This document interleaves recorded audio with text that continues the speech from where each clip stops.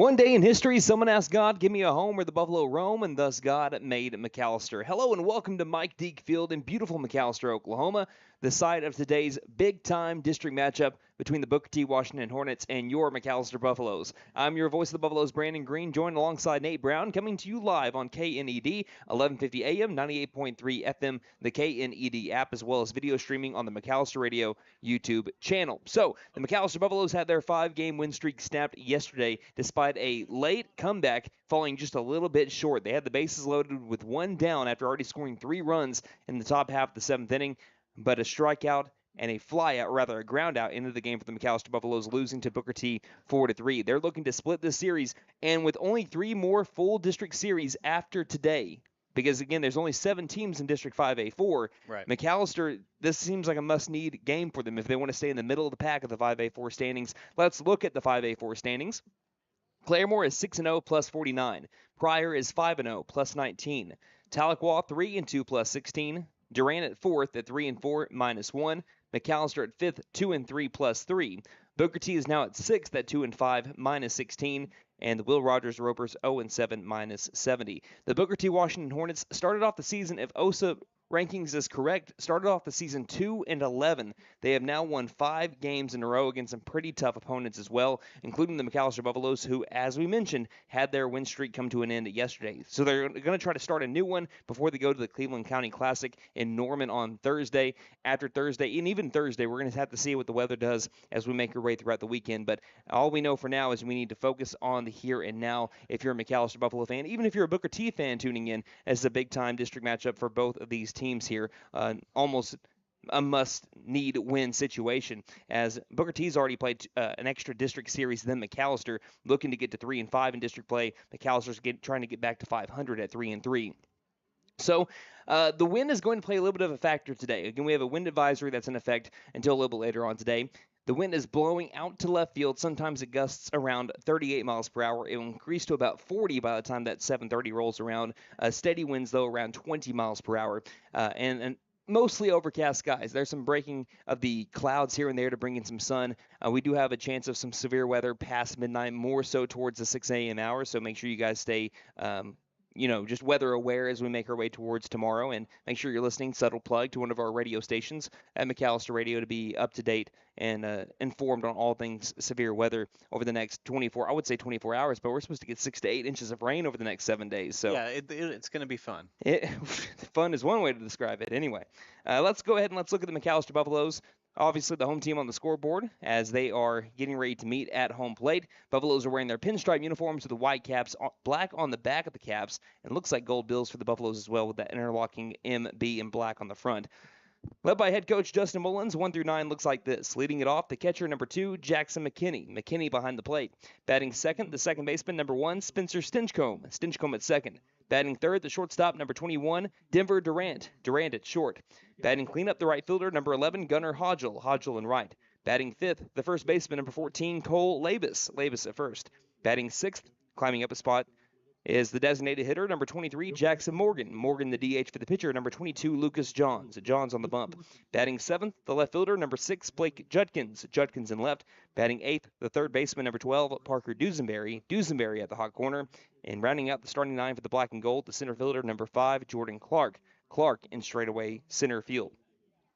Now for the Booker T Washington Hornets, as we mentioned, winners of 5 straight, 7-11 on the year, led by head coach John Potoknik. 1 through 9 looks like this. Some pretty cool numbers for baseball numbers here as they're wearing their road black jerseys with the orange Hornets in cursive across the front, some of those classic jersey styles, also with the gray pants for the Booker T Washington Hornets for those on radio today.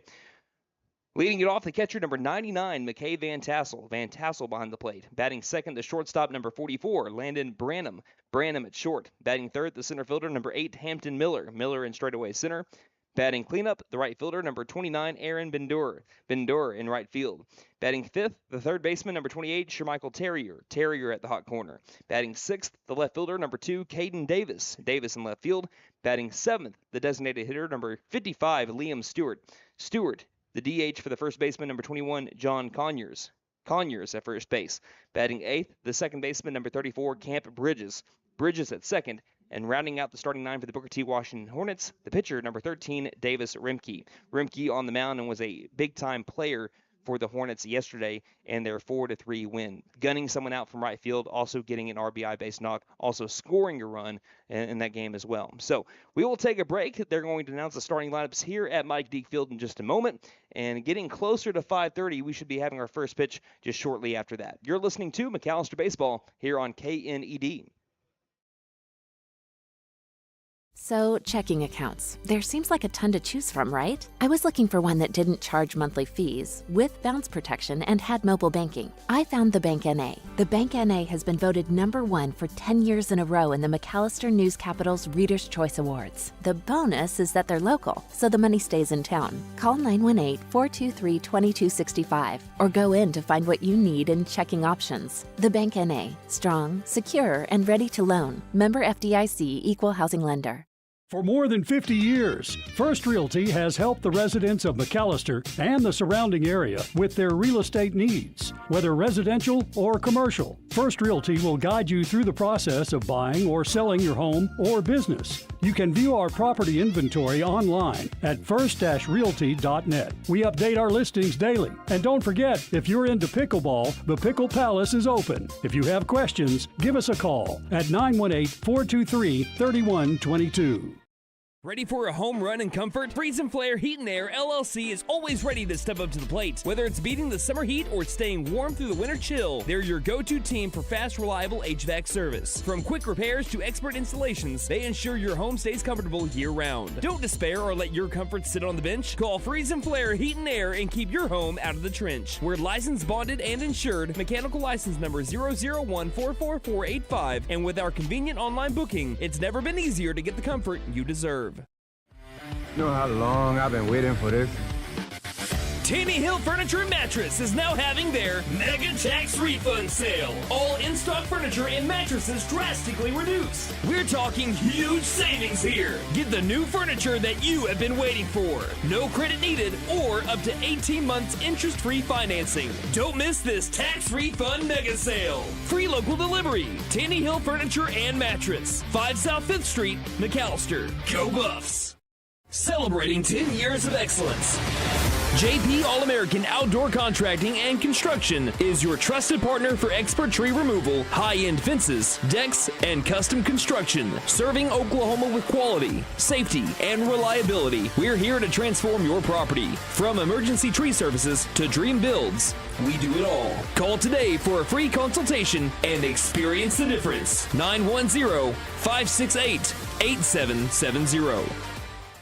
Hey guys, it's Sam from Sam Wampler's Freedom Ford in McAlester and Eufaula. With 2 locations to choose from, we have close to 200 vehicles on the ground and coming in. And with vehicles starting at $29.95, we have something for everyone. And if you need parts or service, we are loading up at both locations to serve you better. Plus, with our mobile service van and our pickup and delivery, we can help you with sales and service no matter where you are. So come see us at Sam Wampler's Freedom Ford in McAlester and Eufaula and let us make it happen for you.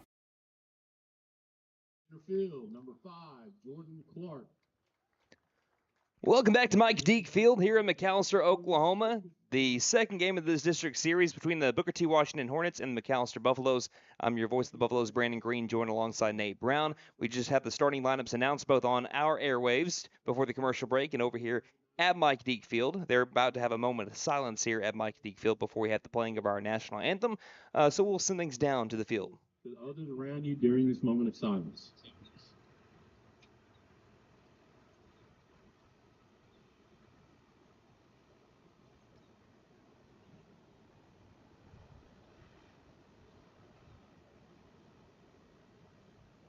Thank you.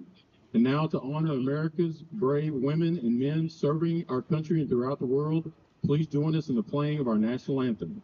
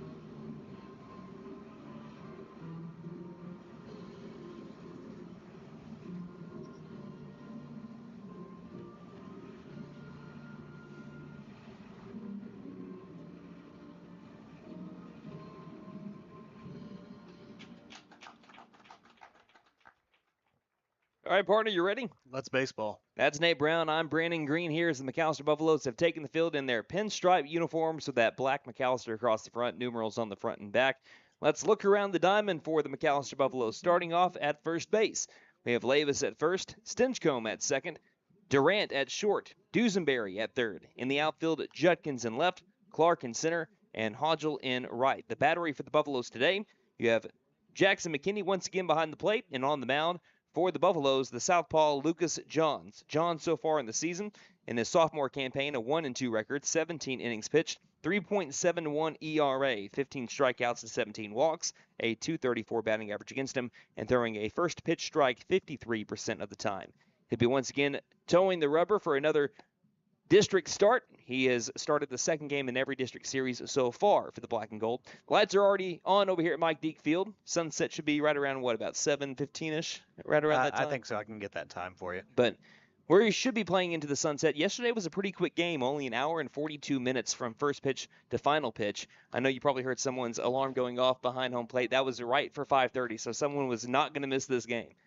We're about to have our first pitch. That's brought to you by Big V Feed Center. See Big V Feed Center in McAlester, Hadco Farm and Ranch in Kiowa, and Shakota Wholesale Feed Company in Shakota for your spring feeding program needs. And also Buffalo Roll Call. Let us know where you're listening from today or watching from today on Twitter at Buff Sports Radio. You can try to message us or just respond to us at Buff Sports Radio. Probably be better to respond.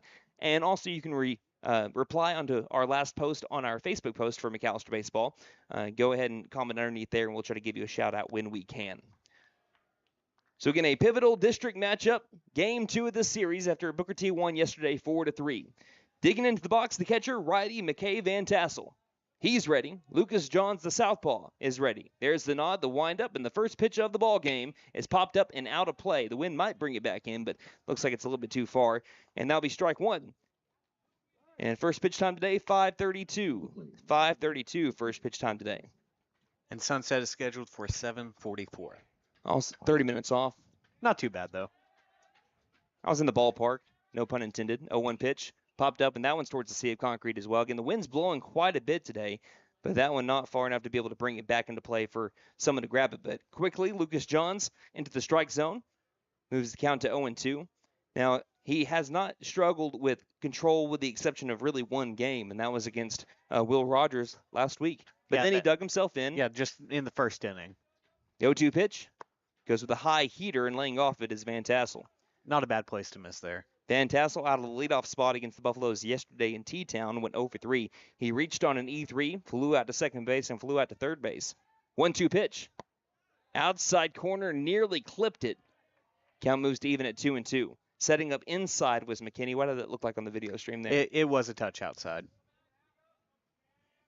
And Nate's got the live view from the video screen. 2-2 pitch from Johns. Swing and a miss for strike three. Sit him down, throw it around. One down here in the top of the first inning, and that's how you start the game for the southpaw Lucas Johns. One down brings up Landon Branham. And we're already losing hats. Again, can't really see it on the video stream right now, but at least on the pitcher angle right now, we're starting to have our camera move up and down with some of the gusts. First pitch, line drive, right center field. Clark gets into a good position, gets underneath it, makes the catch, and that's a quick out number 2. Again, gusts today reaching up to 40 miles per hour. We just had one of those 40 mile per hour ones Yeah. just a moment ago. It looked like it was trying to pick up our camera and take it away. Hopefully that doesn't happen. Yeah, I'd like to keep that camera. Quick 2 down for Lucas Johns, and the McAlester defense brings up Hampton Miller, the center fielder. First pitch to the righty. Fouls the straight back for strike one. A lot better view that I have today if you listen to yesterday's broadcast than I had yesterday. Again, I mean this in all seriousness. I am very grateful for the Booker T. Washington administration. They were able to find me some power, get me a spot out there beyond the left field wall. The 0-1 pitch misses up and outside for ball 1. It was a new experience for me, but again, a lot of places they just say you're on your own. And Booker T, they were easily able to give me a call back, and I was able to set up as the 1-1 pitch misses up and inside. 2 balls, 1 strike. Yeah, they've always been very good to us in every sport. We've been able to go there for about 3 years now, and they've been great with football, basketball, and now baseball. And so it was once again a pleasure to be able to work with the people over there at Booker T yesterday. Wish the outcome would have been a little bit different, but we're trying to make up for that today. As a 2-1 pitch is popped up in the infield foul territory. Labus underneath it, and he makes the catch as that ball was drifting back to the right field line. So it's 3 up, 3 down. A nice start for Lucas Johns in the defense. We head to the home half of the first inning. You're listening to McAlester Baseball on KNED. Since 1952, W.E. Alford Propane has been your source for propane and petroleum products, both residential and commercial. W.E. Alford Propane serves eastern and southeastern Oklahoma, with locations in the Eufaula area, McAlester, Shakota, Wilburton, Hartshorn, and Muskogee, just to name a few. If you need propane or petroleum products, there's only one number to call, 918-423-3121. Call today. W.E. Alford Propane, serving the area for 70 years. Wow, Nissan has so many models to choose from. This Pathfinder looks just right. Wait a second, Maddie, isn't that a family car? Absolutely. What? I'm gonna be an aunt? Come to Fenton Nissan and get a 2025 Pathfinder, and we'll throw in a Fenton family deal this season. This deal applies even if you're an aunt, uncle, or just you. And don't forget to tell them Maddie sent ya. Fenton Nissan is your best deal dealer. Shop us online now at FentonNissan.com.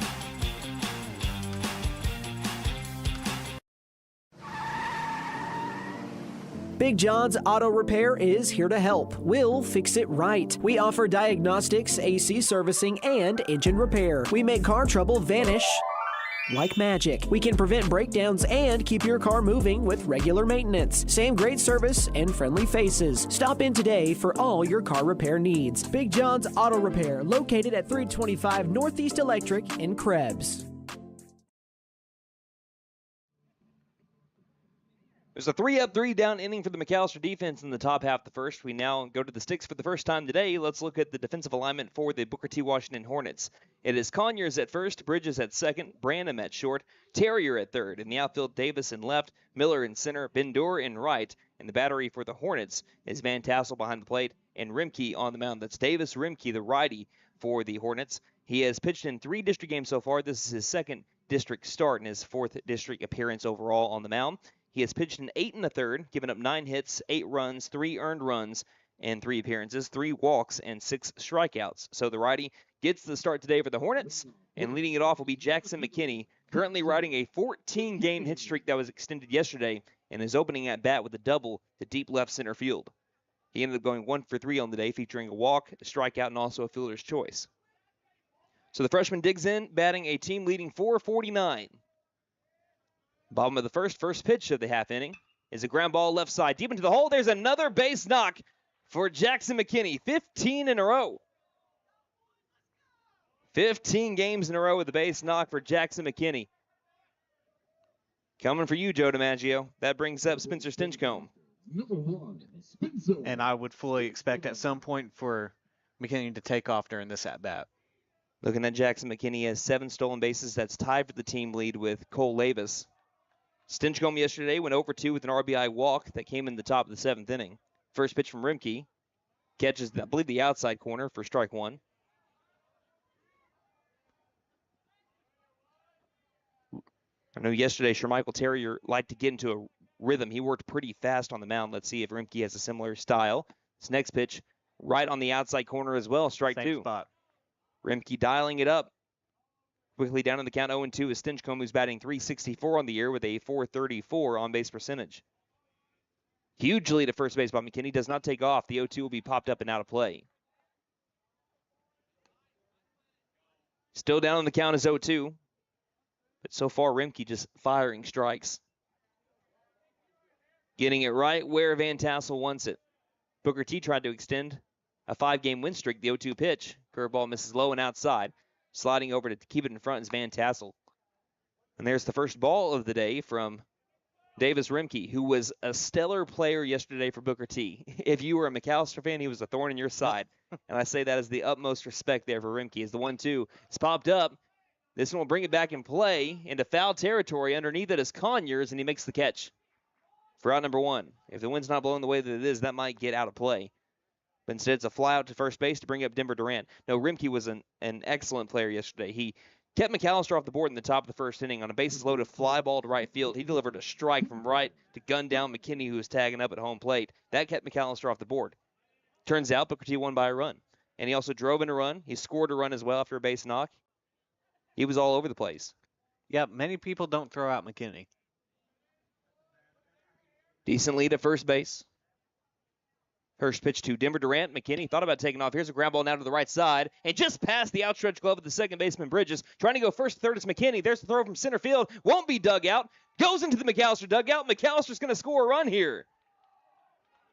Is an base hit by Denver Durant. Does bring home Jackson McKinney. And Durant, since he reached second base, will allow to go to third after the ball sailed into the McAlester dugout. There's the first error of the series for the Booker T. Washington Hornets coming in the bottom of the first. Any way you can, right? So get those runs on the board any way you can. Speaking of hit streaks, that extends a Denver Durant hit streak. He now has 8 in a row. He's batting .545 coming into today over the past 7 games. So Buffaloes lead for the first time in the series.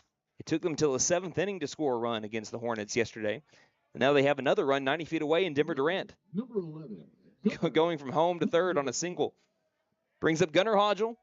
He's looking to stay hot, batting .417 in his senior campaign. First pitch to him misses high for ball 1. If you want to know how good Hodgel's been, he struck out for the first time all season yesterday. Is that good? It ain't bad, and Denver Durant has not struck out this year. He's over at third base. Last 2. He's stealing home. Here's the throw. It's low, and stealing home is going to be Denver Durant. He took off from third base. The throw went low, a Van Tassel and outside, and Denver Durant successfully steals home. Catching everyone off guard, Denver Durant with the swipe of home. It's a 2-0 count to Gunnar Hodgel. Bases are now clear. Look at that. McAllister's not messing around today. Rimke, the 2-0 pitch. That one misses high, ball 3. And you got to think Rimke might be rattled after that. I mean, wouldn't you? I didn't expect it. 3-0 pitch. This one's lined right over the press box. Watch out for anyone's car. Wind's not going to bring that one back in. You did move your truck, right? No. Hitters count 3 balls, 1 strike. No, I did. I did. I've been around this field too much. I know to park well away. 3-1 pitch. Back into the zone goes Rimke. And the count is now full at 3-2. Hodgel trying to battle up here, has hits in 5 out of his last 6, had a 5-game hit streak snapped yesterday. The 3-2 misses down low for ball 4. And another man on the base paths for the Buffaloes, Gunnar Hodgel. Brings to the plate the first baseman, number 14, Cole Labus. He was held hitless yesterday, going 0 for 4, but still batting plus 400 on the season at .407, .538 on base percentage. Batting out of the 5-hole here today. Not a huge lead by Hodgel at first base. First pitch. Line drive, left center field. This one will be a gapper, and at least going first to third is Hodgel. He rounds second on his horse. He's going to be going home. Here's the throw from left center field. Now to the plate, no throw there, and it'll be an RBI double for Cole Labus. Scoring from first base, Gunnar Hodgel. And the McAlester Buffaloes are on a roll like ultra soft here early in the bottom of the first. 3-0 the score, and we'll be having an early mound visit here from Coach Potoknik. We'll take a break and be right back. Buffaloes lead 3-0 in the bottom of the first with 1 down and a runner at second on KNED. So, checking accounts. There seems like a ton to choose from, right? I was looking for one that didn't charge monthly fees, with bounce protection, and had mobile banking. I found the Bank NA. The Bank NA has been voted #1 for 10 years in a row in the McAlester News Capital's Reader's Choice Awards. The bonus is that they're local, so the money stays in town. Call 918-423-2265 or go in to find what you need in checking options. The Bank NA. Strong, secure, and ready to loan. Member FDIC, Equal Housing Lender. So yesterday it was Booker T jumping on McAlester early with the base hits. Today it's McAlester, and the base hits are contagious. An RBI double deep into the gap by Cole Labus. Scores Gunnar Hodgel from first base. Here's the first pitch to Jackson Morgan. A curveball that missed outside for ball 1. It's 3-0 McAlester leading early. Let's go ahead and let's get to our Buffalo roll call for some of the people that tuned in. Brian from Arizona saying, let's go Buffs, get the W. And so far, they are coming out strong out of the gate. Rimke looks back at second base where Labus is looking for a good jump. The 1-0 misses high for ball 2. I mean, single by McKinney started it all. Stinchcomb flew out to first base, then Denver Durant with the single up the middle. Hodgel walked, and then the RBI double by Cole Labus, not to mention a steal of home by Denver Durant. Here's a swing and a miss. Foul ball, though, is what they're going to call here, as tipping it is Jackson Morgan. as the ball got away from the catcher, Van Tassel. Don't have the best view right now because the second base umpire is directly in the strike zone. Count is at 1-2 though, right? No, 2-1. 2-1. You're right. Labus trying to get a good jump at second base. He takes off for third. Here's a ground ball left side deep into the hole. Nice backhand by Branham. Branham throws to first. Now coming home is Labus. The throw is low. The throw to the plate is in time to get Labus trying to take home from second base after he was taken off with the pitch. It was hit hard by Jackson Morgan, but a nice play on the backhand by Branham at short to get Morgan at first base, and then Labus thrown out at the plate. And that'll be the end of the first inning. McAlester jumps on Booker T early. They lead 3-0 behind 3 base knocks, including the RBI double from Cole Labus. We head to the top of the second. You're listening to McAlester Baseball on KNED. For more than 50 years, First Realty has helped the residents of McAlester and the surrounding area with their real estate needs, whether residential or commercial. First Realty will guide you through the process of buying or selling your home or business. You can view our property inventory online at first-realty.net. We update our listings daily. And don't forget, if you're into pickleball, the Pickle Palace is open. If you have questions, give us a call at 918-423-3122. Ready for a home run in comfort? Freeze and Flare Heat and Air LLC is always ready to step up to the plate. Whether it's beating the summer heat or staying warm through the winter chill, they're your go-to team for fast, reliable HVAC service. From quick repairs to expert installations, they ensure your home stays comfortable year-round. Don't despair or let your comfort sit on the bench. Call Freeze and Flare Heat and Air and keep your home out of the trench. We're licensed, bonded, and insured. Mechanical license number 0014445. And with our convenient online booking, it's never been easier to get the comfort you deserve.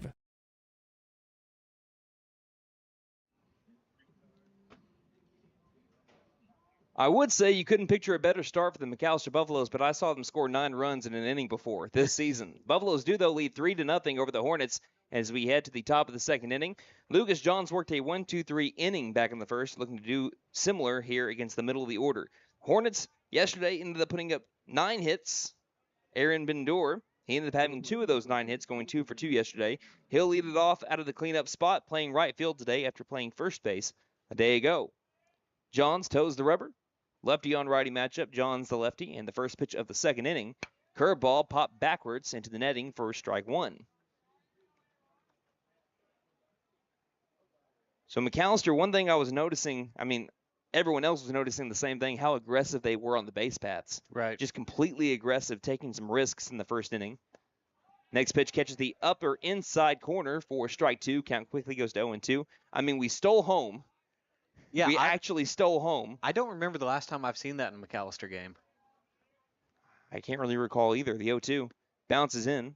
Count moves to 1-2. I've seen, balls get past the catcher and you scoring on past balls and wild pitches, but I've never seen you take off for home. I haven't seen that. I don't think my mind can recall a time that's happened for McAlester baseball, at least over the last 10 or so years. 1-2 pitch. Bounces in as well, and that one moves to 2-2. So one play worked out, one play didn't. Yeah. And you live with the third out, yeah. And McKinney will call time and walk it out to his pitcher, Johns. While we have time, we'd like to take the time to thank our sponsors, Sam Wampler's Freedom Ford, WE All for Propane, Fenton Nissan and McAlester, Big John's Auto Repair, The Bank & A, First Realty, Freeze and Flare Heat and Air, Tanny Hill Furniture and Mattress, and JP All-American Outdoor Contracting, LLC. Had someone asking me just a moment ago, what was the score yesterday between Booker T and McAlester? Booker T won 4-3. I'll give you the details on that game when I get a little bit more time after this next pitch from Johns. So got Bendor even in the count, 2-2, leadoff batter of the second inning. The pitch missed a little high, and the count goes to full at 3-2. Batter checked, but that wasn't nowhere near enough to be able to warrant the call that he went around. You never know. You might get that call every now and then. Bender, the payoff to him. Caught the outside corner, strike 3, and Johns is pumped up. Second strikeout of the day is a backwards K to Aaron Bendor. And that's out number 1. What we've seen so far is a night and day difference from what we saw in that first inning against Will Rogers.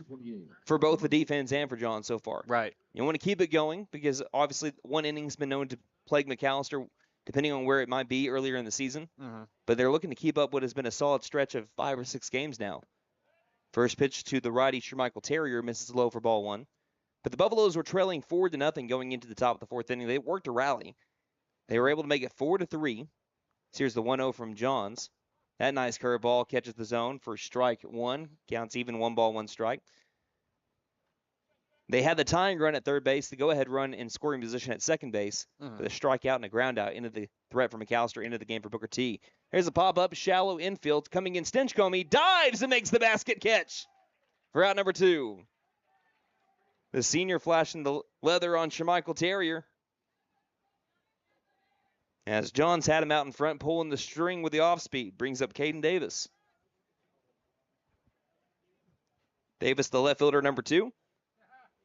There you go, went 1 for 3. He singled and grounded out to third twice. So if your name is Parker Dusenberry, which only one person inside this arena this field is. At least that we're sure about. Yeah, he needs to keep his head on a swivel.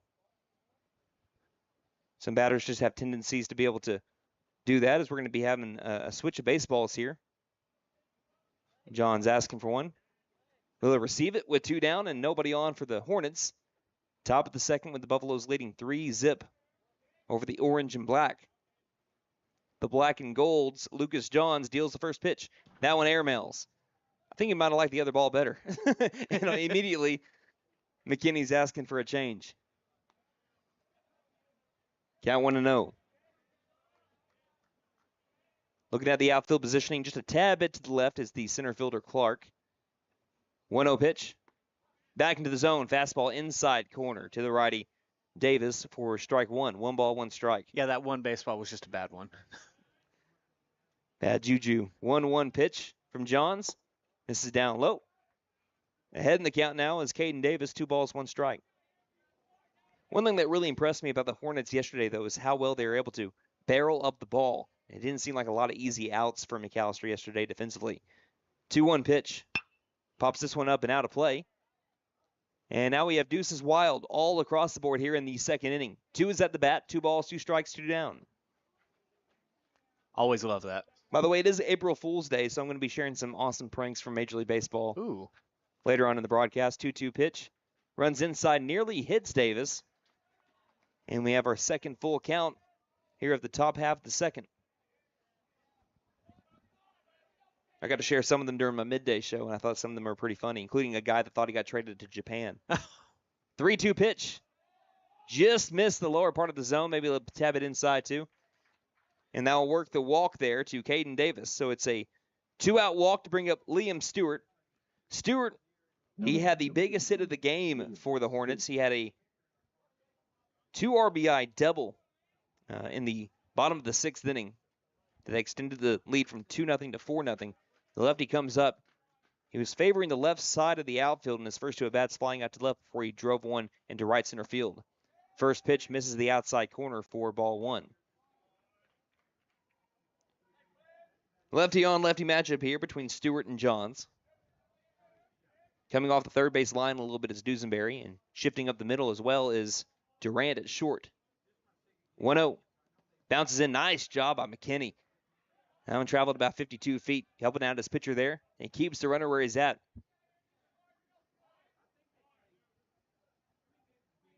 The 2 lefties for the Hornets are back-to-back in the lineup in the 7 and 8 hole. Camp Bridges is on deck. Practically no lead at first base. As there's the first pickoff move going wide right of Labus. And going at least to second base is Davis. They'll try to maybe make it over to third, and he'll slide in instead. That's a nice, smart play actually by Denver Durant. If you were looking at that on the video stream, I don't know if you can catch Durant there. Yeah. He fakes the tag over to second base to maybe warrant a slide instead of going around the bag to maybe get to third base. Yeah, I mean, you make the runner think the throw's coming in, even though it was not. You know someone that did that a lot, and I'm not saying this just because I'm a fan of his. Oh, I know exactly where you're going with Derek Jeter did it often. And it's a smart play. I mean, might as well do it. You're not going to get called for interference there. Yeah, it's nothing illegal about it. 2-0 from Stewart, or to Stewart rather, misses low and outside, and the count quickly goes to 3-0. So Johns trying to get back into the count. After the full count walk to Davis, he's got Stewart in a 3-0 count here. And the pitch. Right down Broadway, strike 1. 3 balls, 1 strike. Still a hitter's count to Stewart. One thing that was also pretty impressive about Max Harmon, he gave up 5 hits the first time through the lineup, only 4 for the rest of the entire game. He really bared down 2 in the 3rd through 6th innings. 3-1 pitch popped up and out of play.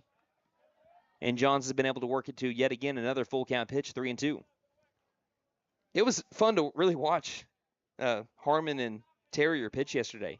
They both were under 90 pitches going into the 7th inning. Oh, wow.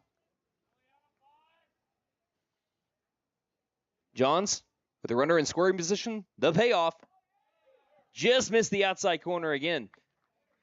So in this 3-2 counts so far in the 2nd inning, he's gotten 1 strikeout and 2 walks here. Now to bring up Camp Bridges. He represents the tying run. Runners at 1st and 2nd with 2 down. Buffaloes leading 3-0 over the Hornets. Top of the 2nd. Bridges yesterday went 1 for 3, had a single in his first time up at the plate. Also flew out to left and grounded out to the pitcher. First pitch to Bridges. Curveball that did not leave the hand right there of Johns. A lot of players for the Hornets wearing different numbers with the different jerseys today. Oh, really? But I'm digging it because you have a number 99 in McKay Van Tassel, number 44 for a shortstop in Landon Branham. I like it. I'll talk about their jerseys more in a moment. The 1-0 pitch. Fouled straight back. Count even. 1 ball, 1 strike. They're also personalized. You get to have the last names of each of the players on the Hornets jerseys. And that always makes it just feel a little more special. And it's always cool to be able to receive your varsity jersey and get to see your last name on the back. Yeah. I'm sure that's an awesome feeling. I know that just for me, when I was playing in high school, there was nothing like the feel of knowing that you made varsity and there's your varsity jersey, because it's a difference between that and the JV jersey. Right. It's pretty cool. It was a cool experience. That's a big-time moment of pride right there. Count is even at 1-1. Johns looks back at Davis at 2nd. The pitch. That off-speed misses up and outside. Count now 2-1. Bridges ahead. Johns trying to get that off-speed stuff back under control. His fastball is where he's been finding most of his control, but he's been able to sneak in a curveball to catch the inside-outside corners every once in a while. Johns the deep breath in the 2-1. There's the fastball, pounding the middle of McKinney. Outside, called strike 2. And we'll do it again at 2 balls, 2 strikes, 2 down, 2 runners on at 1st and 2nd. Johns trying to leave him stranded. Buffaloes have a 3-0 lead. The 2-2 pitch. And fouling it off. Just a little bit out in front, too, straight over to the backstop. Count will stay at 2-2 here on Camp Bridges. Even if the Hornets aren't able to cash in on this position or on the scoring position, they've made Lucas Johns throw a lot of pitches. And we're going to have his pitch count. We'll get it to in a moment. I think we're trying to lose our camera out in center field with the wind starting to gain gusts. The 2-2 is popped up. Speaking of those gusts, that wind's going to take it over to center field. Underneath it, Jordan Clark. He'll make the catch for out number 3. And Johns works himself out of the jam. He leaves the runner stranded at 1st and 2nd. Buffalo still lead 3-0 as we head to the home half of the 2nd. It'll be Blake Judkins, Parker Dusenberry, and Jordan Clark coming up here on KNED. You know how long I've been waiting for this? Taney Hill Furniture and Mattress is now having their Mega Tax Refund Sale. All in-stock furniture and mattresses drastically reduced. We're talking huge savings here. Get the new furniture that you have been waiting for. No credit needed or up to 18 months interest-free financing. Don't miss this tax refund mega sale. Free local delivery. Taney Hill Furniture and Mattress. 5 South 5th Street, McAlester. Go Buffs! Celebrating 10 years of excellence. JP All-American Outdoor Contracting and Construction is your trusted partner for expert tree removal, high-end fences, decks, and custom construction. Serving Oklahoma with quality, safety, and reliability. We're here to transform your property. From emergency tree services to dream builds, we do it all. Call today for a free consultation and experience the difference. 910-568-8770.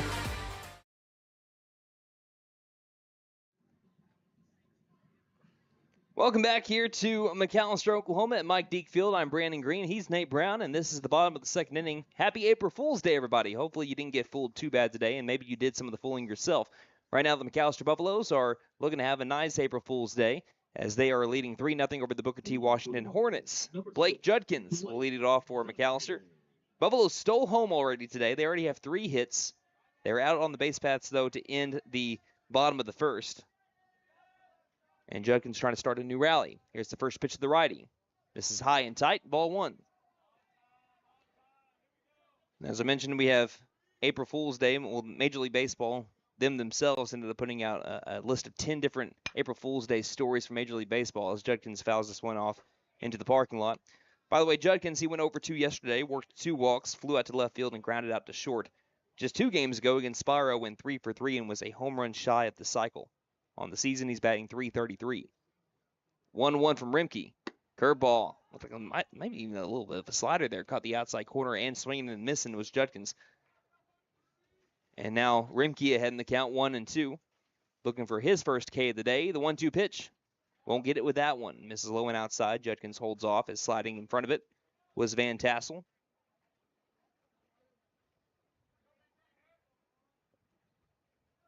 Rimke from the windup and the 2-2 delivery. Line drive, right field line will slice foul like my golf swing.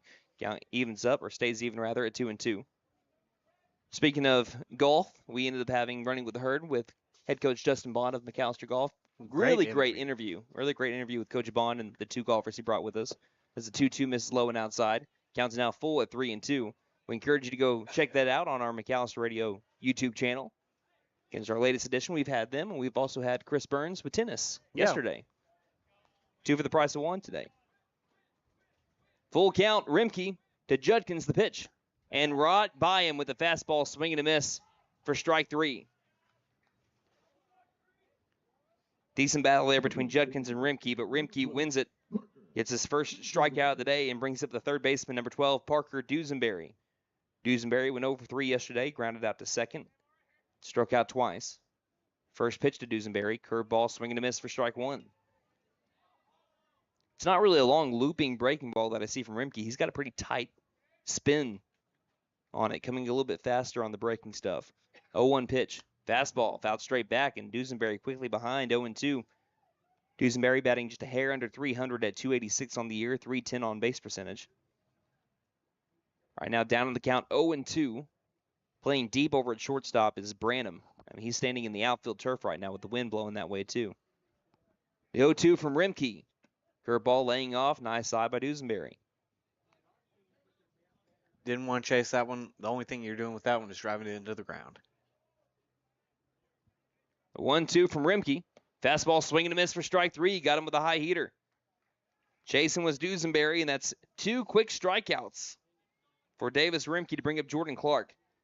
Now, Jordan Clark, he has walked in 6 out of his last 9 plate appearances. Wow. He's been a walk getter. In his last 5 games, he's also gotten on base quite a bit, a .588 on base percentage in his last 5 games. But he has this first pitch strike hit the corner from Rimke for strike 1, who's trying to strike out the side here. Jordan went 1 for 2 yesterday with a bunt single in the 7th inning. 0-1. That one bounces into Van Tassel. Counts even at 1 ball, 1 strike. And what did Jordan Clark do yesterday? I'm sorry. He had a bunt single. Okay. Yeah, he went 1 for 2. He flew out to right, walked, and laid down a bunt single. The only bunt single so far for the year on the Buffaloes. Wow. 1-1 to Clark. He gives this one a ride, a high hit fly ball, deep to left center field, still going back in front of the warning track. Now back to the warning track and making the catch is Miller for out number 3. 3 up, 3 down go the Buffaloes after they scored 3 runs in the first. It is 3-0 Buffaloes lead heading to the top of the 3rd inning. You're listening to McAlester Baseball on KNED. Hey guys, it's Sam from Sam Wampler's Freedom Ford in McAlester and Eufaula. With 2 locations to choose from, we have close to 200 vehicles on the ground and coming in. And with vehicles starting at $29.95, we have something for everyone. And if you need parts or service, we are loading up at both locations to serve you better. Plus, with our mobile service van and our pickup and delivery, we can help you with sales and service no matter where you are. So come see us at Sam Wampler's Freedom Ford in McAlester and Eufaula and let us make it happen for you. Since 1952, W.E. Alford Propane has been your source for propane and petroleum products, both residential and commercial. W.E. Alford Propane serves eastern and southeastern Oklahoma with locations in the Eufaula area, McAlester, Shakota, Wilburton, Hartshorn, and Muskogee, just to name a few. If you need propane or petroleum products, there's only one number to call, 918-423-3121. Call today. W.E. Alford Propane, serving the area for 70 years. Wow, Nissan has so many models to choose from. This Pathfinder looks just right. Wait a second, Maddie, isn't that a family car? Absolutely. What? I'm gonna be an aunt? Come to Fenton Nissan and get a 2025 Pathfinder, and we'll throw in a Fenton family deal this season. This deal applies even if you're an aunt, uncle, or just you. And don't forget to tell them Maddie sent ya. Fenton Nissan is your best deal dealer. Shop us online now at fentonnissan.com.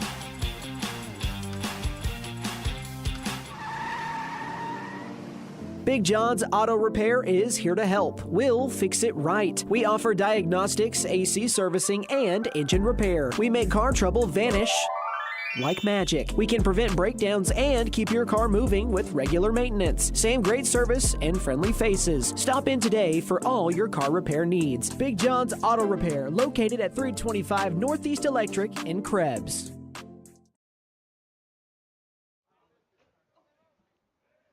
We played 2 full in McAlester. The McAlester Buffaloes leading the Booker T Washington Hornets, trying to split the series here. It's 3-0. First pitch to Davis Rimke out of the 9-hole, bounces into McKinney for ball 1. So in the first inning, it was a 1-2-3 inning, including a strikeout from Lucas Johns. Second inning, he got the first 2 outs before a couple of walks. Then he got the fly out to be able to end that second, as the next pitch catches the outside corner for strike 1 to the righty Davis Rimke, who a day ago went 2 for 3 with an RBI. And like I said, can't brag enough on how well he played a day ago. 1-1 pitch from Johns is foul ball, but that English spun it. It wasn't going to go back inside the lines there, but it was fielded over there by the first base coach. Count goes to 1-2. That was off the top of the bat, and as soon as they hit the turf, it spun like a Beyblade. I was going to say, I don't know how it ended up over there. Showing my age right there by the Beyblades, by the way. They're still cool, right? Probably maybe. not. Probably not. Depends on what kind of circles you run in, I guess. Count at 1-2. The pitch from Johns. Chops that one. High fly ball. Shallow right field. Coming in. Hodgel slides and makes the catch. In shallow right field for out number 1. Couple of nice web gems by McAlester so far. We had one by Spencer Stinchcomb back in inning number 2. And now to start off the third, a sliding play by Gunnar Hodgel in right field. Brings up the top of the order with McKay Van Tassel. But I was talking about earlier some of the great April Fool's Day pranks that were made on players before Major League Baseball. Major League Baseball put out an entire article about it. Well, Kyle Kendrick was pranked that he was heading to Japan as the first pitch misses up and inside for ball 1 to Van Tassel. I remember that one. Yeah, he was a Phillies pitcher at the time. It was back in 2008, and manager Charlie Manuel told him he was getting traded to Japan. Man. 1-0 pitch. Swing and a miss. Out in front on the curveball was Van Tassel. Strike 1. 1 ball, 1 strike. But as you can imagine, Kendrick took a sigh of relief after he was told of the ruse there. 1-1 from Johns. As he slipped off the mound trying to deliver that pitch, it'll land down low to McKinney, and the count is now at 2-1. Advantage Van Tassel, sorry. We have a couple more that we're going to share throughout the game, but we'll go to the 2-1 pitch first from Johns.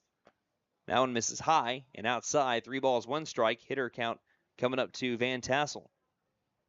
Looking for his first hit in the series. He is so far 0 for 4. 3-1. Pops this one straight up the chute. Big lead pop-up in the infield. Labus calls everyone off, and he can't make the catch as it lands about 5 feet to the right of Johns, and he sails this one up high, but not far enough for Van Tassel to go anywhere with it.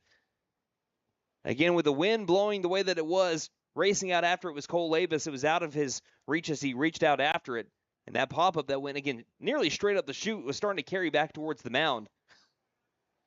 And that thing landed pretty close to Labus by the time he got away from it.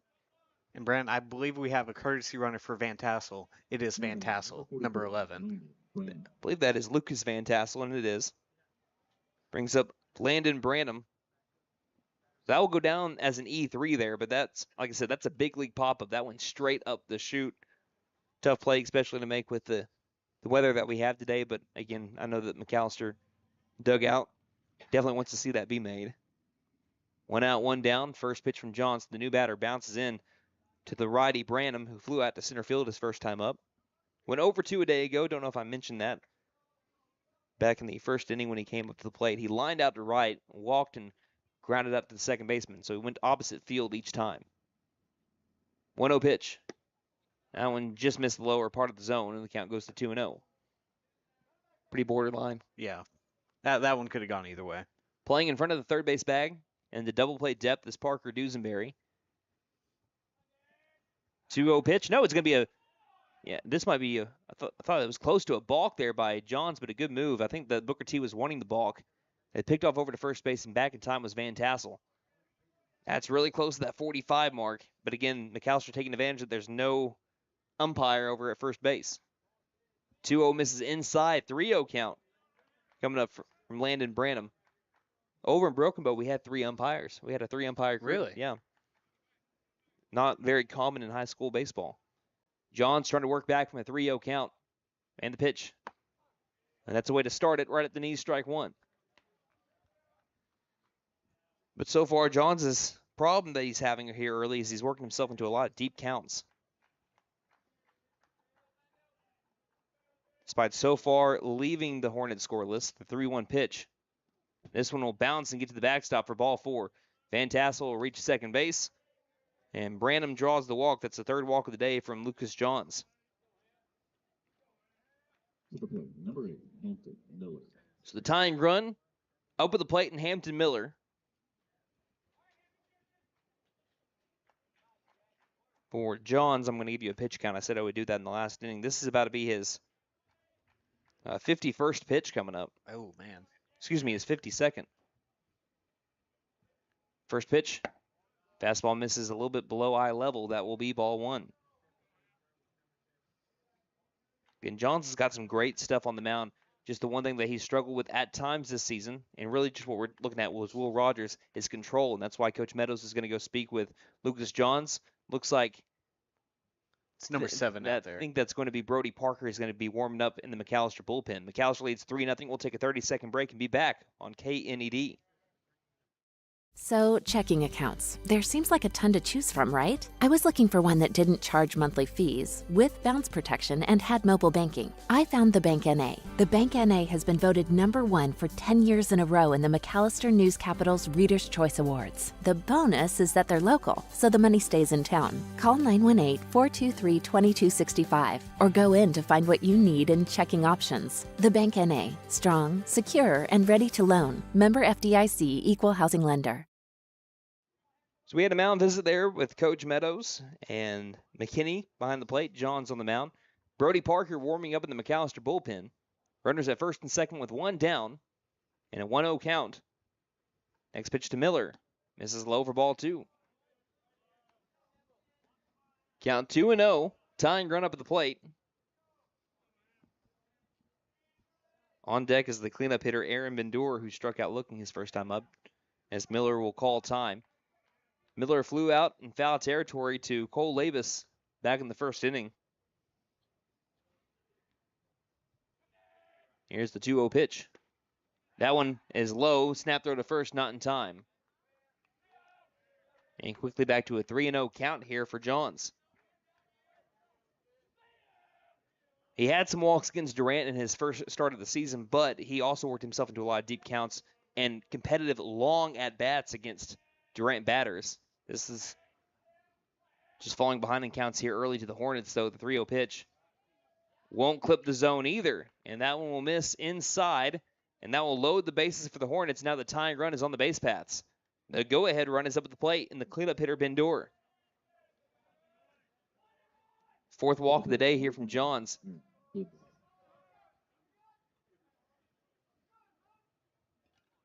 And Aaron struck out looking his first time up. First baseman yesterday, right fielder here today. Slightly open stance. Big opportunity for the Hornets. Johns fires. First pitch bounces into the catcher, McKinney. And there's some movement in the McAlester bullpen, trying to see how ready Brody Parker is. Someone's going down there to check. Count at 1-0. Johns deals. This one misses low as well. Quick 2-0 count.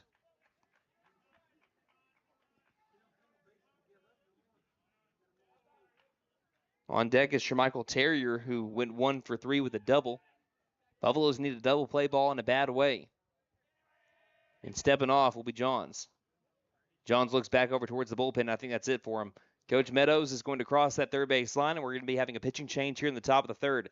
Bases are loaded. It's a 2-0 count to cleanup hitter Aaron Bender with 1 down, and it looks like Brody Parker will be making his way into the game. As Johns gives up the ball, we'll be back in just a moment. You're listening to McAlester Baseball here on KNED. For more than 50 years, First Realty has helped the residents of McAlester and the surrounding area with their real estate needs, whether residential or commercial. First Realty will guide you through the process of buying or selling your home or business. You can view our property inventory online at first-realty.net. We update our listings daily. And don't forget, if you're into pickleball, the Pickle Palace is open. If you have questions, give us a call at 918-423-3122. Ready for a home run in comfort? Freeze and Flare Heat and Air LLC is always ready to step up to the plate. Whether it's beating the summer heat or staying warm through the winter chill, they're your go-to team for fast, reliable HVAC service. From quick repairs to expert installations, they ensure your home stays comfortable year-round. Don't despair or let your comfort sit on the bench. Call Freeze and Flare Heat and Air and keep your home out of the trench. We're licensed, bonded, and insured. Mechanical license number 0014445. And with our convenient online booking, it's never been easier to get the comfort you deserve. You know how long I've been waiting for this? Tanny Hill Furniture and Mattress is now having their Mega Tax Refund Sale. All in-stock furniture and mattresses drastically reduced. We're talking huge savings here. Get the new furniture that you have been waiting for. No credit needed or up to 18 months interest-free financing. Don't miss this tax refund mega sale. Free local delivery. Tanny Hill Furniture and Mattress. 5 South 5th Street, McAlester. Go Buffs! We have our first call to the bullpen. It's brought to you by Barlow Built Performance and Automotive, your full-service automotive and transmission repair shop. 2201 North Main Street, McAlester, open Monday through Friday, 8 a.m. to 5 p.m. Call 918-318-0323. And on to the mound will be Brody Parker. It's the straight switch here as Johns goes from the mound over to the dugout, and Parker, and from the dugout to the mound. He has a 2-1 record this year, has pitched in 16 1/3, has a team high, well, I guess a team best, 1.29 ERA, team best 22 strikeouts to 5 walks, a 158 batting average against him, and a 57% first pitch strike. That 158 BAA is also best on the team so far, and it's mainly fueled by a 13 strikeout, 7-inning performance against Spiro last Thursday, in which the Buffaloes won 6-2. It was the first time that McAlester Buffalo baseball player struck out 13 since, I believe it was 2 seasons ago or last season. I think it was maybe his last season. It was Gannon Mullins against Will Rogers. Yeah. But other than that, no one has done that in at least the last 8 to 9 years for McAlester baseball, striking out 13 in a single game. It's pretty good. Hasn't happened very often. And Brody Parker, at least in our records, we could be off somewhere. Again, that was kind of a quick look. But Parker did something that not a lot of people do. He inherits, though, the bases loaded. 2-0 count with 1 down in the top of the 3rd inning. Aaron Bender at the plate. The 2-0 pitch spikes into McKinney. The count is 3-0. Again, Parker had to quickly get ready in the bullpen. Came in with a 2-0 count to Bender. And so far, he has gone E3, walk to be able to get to the bases loaded. So McAlester right now shooting themselves in the foot. Parker trying to get settled here. Takes a deep breath. Lifts the leg and fires. And that one misses low, and it's another walk. It's 3 consecutive walks by the McAlester pitching staff. And there is Booker T's first run scored. 3-1, Booker T trails McAlester, but they have the tying run in scoring position. The go-ahead run at first base for Shermichael Terrier, who flew out to the second baseman. Spencer Stinchcomb in the infield in the middle. Buffaloes need a double play ball. They were able to turn 2 against Shermichael Terrier yesterday, a 4.63 and a 6.43. First pitch, curveball, first strike from Brody Parker. Count 0-1. Johns, he'll be responsible for the runners at 3rd and 2nd. So the first run, that'll be under Parker's watch. The first runner is at first base with the walk to Bender. 0-1 to Terrier. Fastball skips in off the plate. Count to 1-1. McAllister's got to start finding the zone. I mean, that's fairly obvious, but That's really what's killing him right now. McAllister only walked 2 batters yesterday. There's the 1-1 from Parker. Goes back to the curveball, just missed the outside corner. And now ahead in the count is Terrier, 2-1.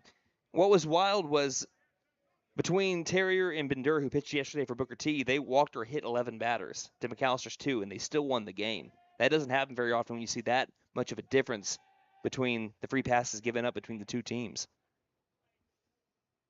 2-1 from Parker. That one's high for ball 3. And right now, again, Parker has not had control issues all season long either. He comes into this one in 16 1/3, only walking 5 batters. But now he's down in the count 3-1. Right now, just strikes are the issue. McAllister has walked 5 batters, and we're just in the top of the 3rd with 1 down. A pitch away from maybe having our 6th here early. Parker gives McKinney the nod. Up in the box is Terrier. 3-1 pitch. Pops it up. Foul territory in the infield. And catching it is Dusenberry at third base. Right near the third base coaching box for out number 2. that is a big out number 2. Especially with the 3-1 pitch there. A pitch away from maybe getting another run. It's a fly out from Terrier. And it brings up Caden Davis, who worked a walk his first time up.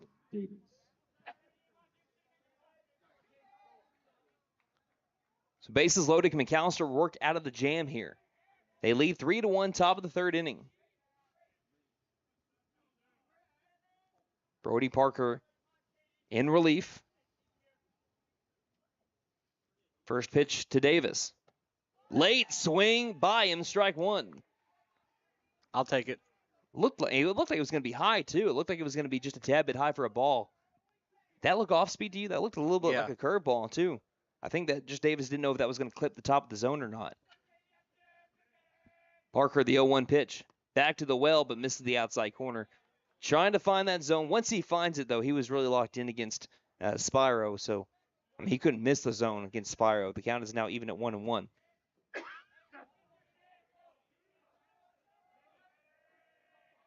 One ball, 1 strike. To a pause, Parker, the 1-1 pitch. Ground ball left side to Parker Dusenberry. Fields fires to first. In time for out number 3, and McAllister works himself out of the jam. Brody Parker comes in with a 2-0 count. The bases loaded. Did give up a walk to score a run, but then gets a pop-up and a ground out. And the score now 3-1 as we head to the home half of the 3rd inning. You're listening to McAllister Baseball. 1, 2, 3 batters. McKinney, Stinchcomb, and Durant coming up on your home for McAllister Baseball.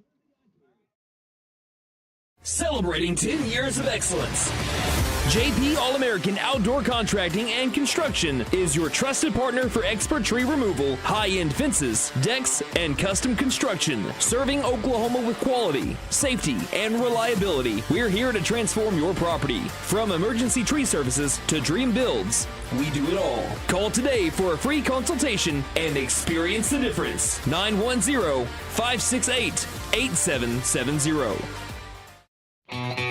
Hey guys, it's Sam from Sam Wampler's Freedom Ford in McAlester and Eufaula. With 2 locations to choose from, we have close to 200 vehicles on the ground and coming in. And with vehicles starting at $29.95, we have something for everyone. And if you need parts or service, we are loading up at both locations to serve you better. Plus, with our mobile service van and our pickup and delivery, we can help you with sales and service no matter where you are. So come see us at Sam Wampler's Freedom Ford in McAlester and Eufaula and let us make it happen for you.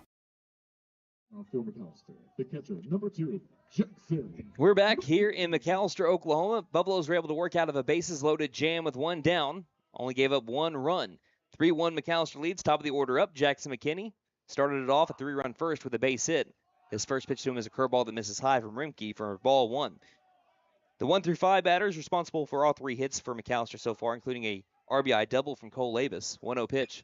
Rips it to right center field into the alleyway. This is extra bases for McKinney. How far will he go? Around the first base bag to the second. Looks like Mullins will hold him up there, and it's a leadoff double for the freshman McKinney.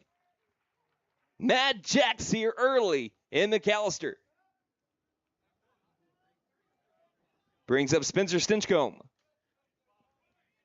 Man, he has got one of the best batters I've seen in quite a while here in McAlester. He's just struck out a few times this year. I can get you that stat, too, coming up in just a moment. But we have Spencer Stinchcomb in the meantime. He flew out to the first baseman in his first time up. Number 1, Spencer. So for Jackson McKinney, he's only struck out 3 times this year. But yeah, he's able to take that to the right center field as the first pitch to Stinchcomb misses for ball 1. McKinney also getting a big lead and a big jump off the second base bag. McAlester was really aggressive in the first inning on the base paths. How aggressive will they be here with your leadoff man in scoring position? Rimke looks at second base. Big lead by McKinney. The pitch, 1-0, popped up the chute. This one will come back into foul territory. Underneath the catcher Van Tassel tries to work with the wind, and it lands on top of the McAlester logo in foul territory. Pop-up's not easy today, not gimmies. Count even now 1-1 on Stinchcomb. They're just drifting all over the place once they get up in the air. Stinchcomb with runners in scoring position, batting .350. He has 10 RBI on the season, just a few behind Denver Durant, who's the team leader.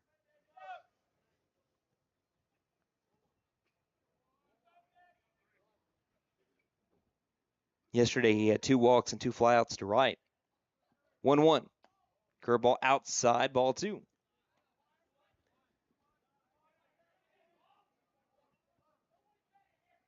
Getting sun trying to peek through, but I don't think it's going to do so.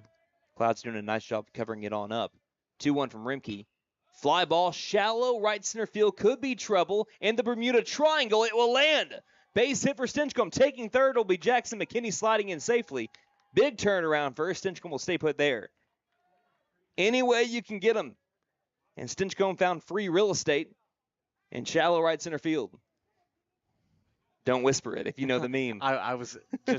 I was debating on whether if I should or not. Brings up Denver Durant. Runners at the corners and nobody out. Durant is already 1 for 1 today. Durant is batting .429 coming into today, so that's already been higher. .535 on base percentage, a team leading 13 RBI, looking for more. Batting .421 with runners in scoring position, extended it to an 8-game hit streak with his first hit of the day. He has 12 RBI in the last 7 games, and batting .533 with runners in scoring position during this hit streak. First pitch to him. He lines one, straightaway center, overrunning it, but jumping and making the catch is Miller. Tagging up will be McKinney, and it'll be an RBI lineout on the sac fly for Denver Durant. McAlester gets that run back that gave up in the top half of the third. Durant smoked that one and nearly overrunning it. Showing off the hops was Miller over in center field. If that gets by him, that is deep trouble for Booker T. That's scoring at least 2. But McAlester does score a run on the sac fly. Number 11, Gunnar Hodgel. Brings up Gunnar Hodgel with a runner at first and 1 down. Stinchcomb that runner at first. Rimke deals. Curveball misses outside for ball 1.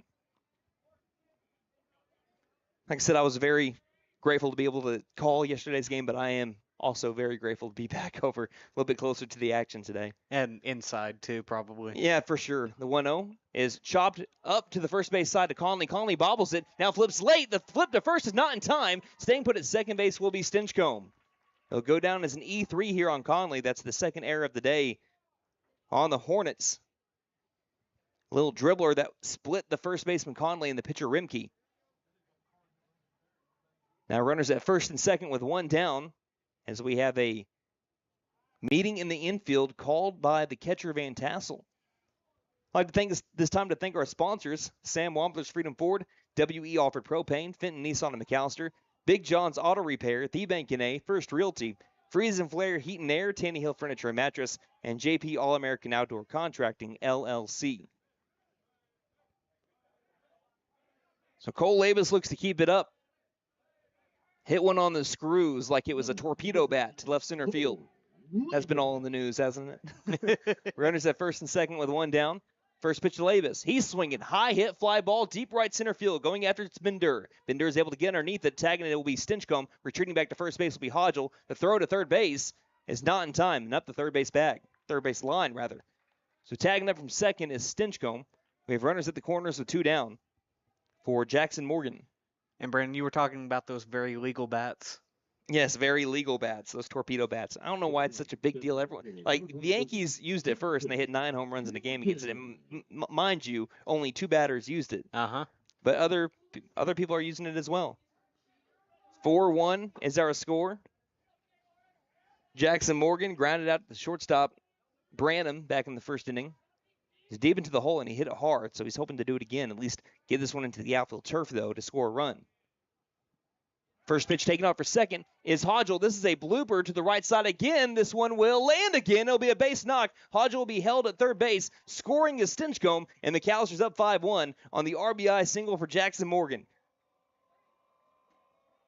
And, man, that will break him out of that slump he's been in. Sometimes you just need to see that hit the outfield turf. Again, Morgan gets his first hit in his last 5 games, but he's been able to drive in runs during that time, though, too. He's had 3 RBIs despite not having that hit. But he gets the big hit here, and the Buffaloes now go up 5-1 in the bottom of the third inning. So Morgan 1 for 2 brings up Blake Judkins. Going from first to third was Gunnar Hodgel. He was already taken off for second with the pitch. First pitch to Judkins. He gives this one a ride, deep center field. Miller going out after it towards the warning track, and he reaches up and makes the catch deep in the left center alleyway for out number 3. But McAllister hitting the ball hard today in Mactown. McAllister leads 5-1 as we head to the top of the 4th inning. You're listening to McAllister Baseball here on KNED. For more than 50 years, First Realty has helped since 1952. W.E. Alford Propane has been your source for propane and petroleum products, both residential and commercial. W.E. Alford Propane serves eastern and southeastern Oklahoma with locations in the Eufaula area, McAlester, Shakota, Wilburton, Hartshorn, and Muskogee, just to name a few. If you need propane or petroleum products, there's only one number to call, 918-423-3121. Call today. W.E. Alford Propane, serving the area for 70 years. Wow, Nissan has so many models to choose from. This Pathfinder looks just right. Wait a second, Maddie, isn't that a family car? Absolutely. What? I'm gonna be an aunt? Come to Fenton Nissan and get a 2025 Pathfinder, and we'll throw in a Fenton family deal this season. This deal applies even if you're an aunt, uncle, or just you. And don't forget to tell them Maddie sent ya. Fenton Nissan is your best deal dealer. Shop us online now at fentonnissan.com.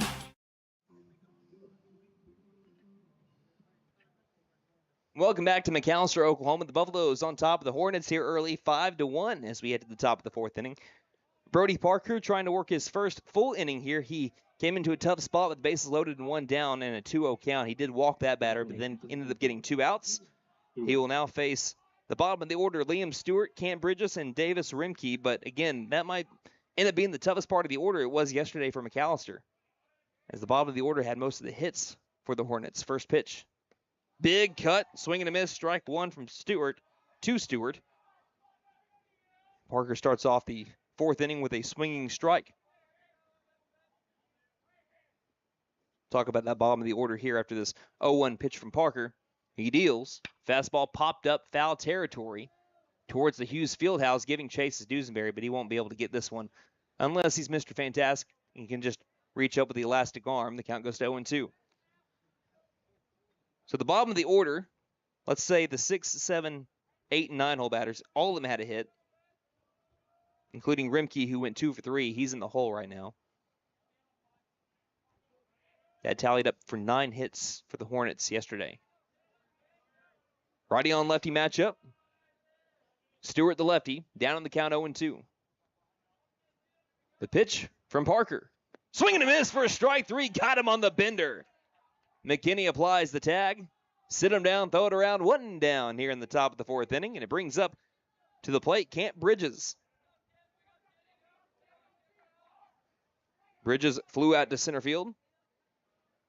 Hit the ball pretty hard, if I recall correctly, to Jordan Clark, but was able to track it down.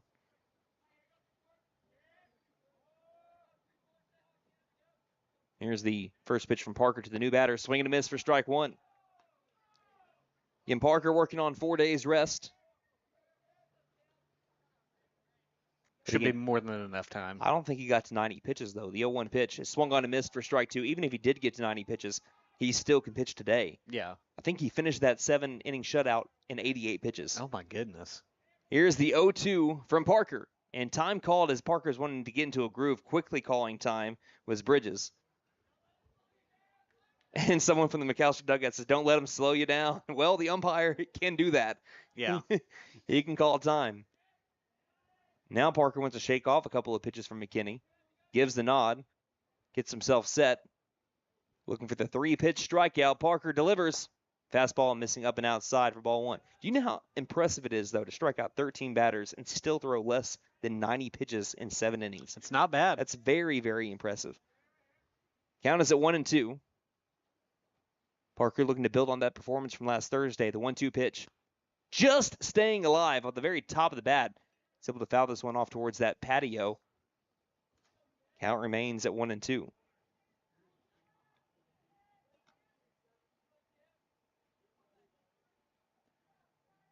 In Bridges yesterday, if you missed it back in I think he came up in the second inning. Ended up going 1 for 3 with a single, fly out to left, and a ground ball back up to the pitcher. The Hornets did not strike out yesterday. Put the ball in play each time. The 1-2 curveball misses well high and away from Parker. Upset with that last pitch. Pounds the mitt. Count goes to even at 2-2. That is pretty impressive to not strike out in a game. So far, just 3 for the Hornets as we head to the top of the 4th. 1 out here in the top of the 4th inning, nobody on. And the 2-2 from the freshman, Brody Parker. Fastball almost hanging on to it as McKinney barely popped out of the glove. That's one of those reactions that will make it kind of lean forward and say, okay, let's get back at him. Count even at 2-2. Pesky at bat here for Camp Bridges. The 2-2 pitch. Curveball got him swinging. Pulled that string out, sit him down, throw it around, 2 down here. What a time to go to the off speed for Brody Parker. Yeah, this kid, he's got a lot of potential up there on the mound, Brandon. Yeah, he says, forget about the future. Let's talk about the now. Davis Rimke will dig into the box. The future is now, old man. Here comes the windup in the first pitch to Rimke. Curveball in the zone, strike 1. 5-1 Buffaloes lead if you're just now joining us. Top of the 4th inning.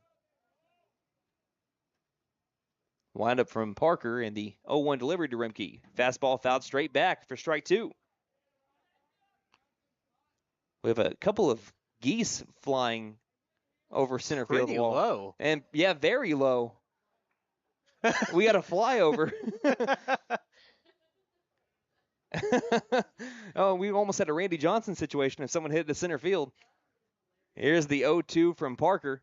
Swing and a miss for strike 3. He struck out the side. Brody Parker, in his first full inning of the game, gets the Hornets 1-2-3 all swinging here in the 4th. We played half a 7-inning game. Buffaloes lead 5-1 as we head to the top, or rather the bottom of the 4th inning. You're listening to McAlester Baseball here on KNED. Big John's Auto Repair is here to help. We'll fix it right. We offer diagnostics, AC servicing, and engine repair. We make car trouble vanish like magic. We can prevent breakdowns and keep your car moving with regular maintenance. Same great service and friendly faces. Stop in today for all your car repair needs. Big John's Auto Repair, located at 325 Northeast Electric in Krebs. So, checking accounts. There seems like a ton to choose from, right? I was looking for one that didn't charge monthly fees, with bounce protection, and had mobile banking. I found the Bank NA. The Bank NA has been voted #1 for 10 years in a row in the McAlester News Capital's Reader's Choice Awards. The bonus is that they're local, so the money stays in town. Call 918-423-2265 or go in to find what you need in checking options. The Bank NA. Strong, secure, and ready to loan. Member FDIC, Equal Housing Lender.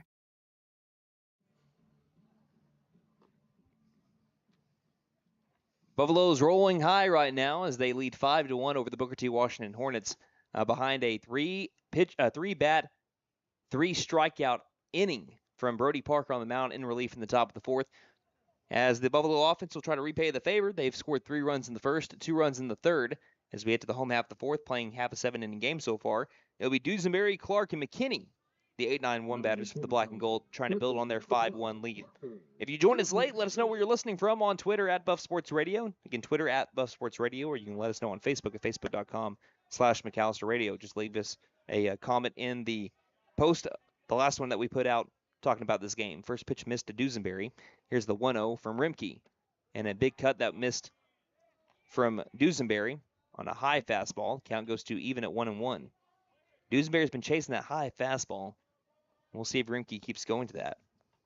1-1 pitch. This one a little bit lower, but Dusenberry on it, just fouled it straight back, and the count quickly goes to 1-2.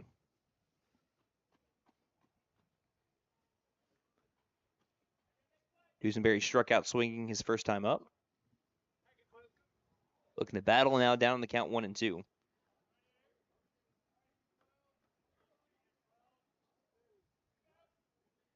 Rimke, the righty, looking for his third K. The 1-2 pitch misses high. Laying off is Dusenberry. Count evens up, 2 balls and 2 strikes.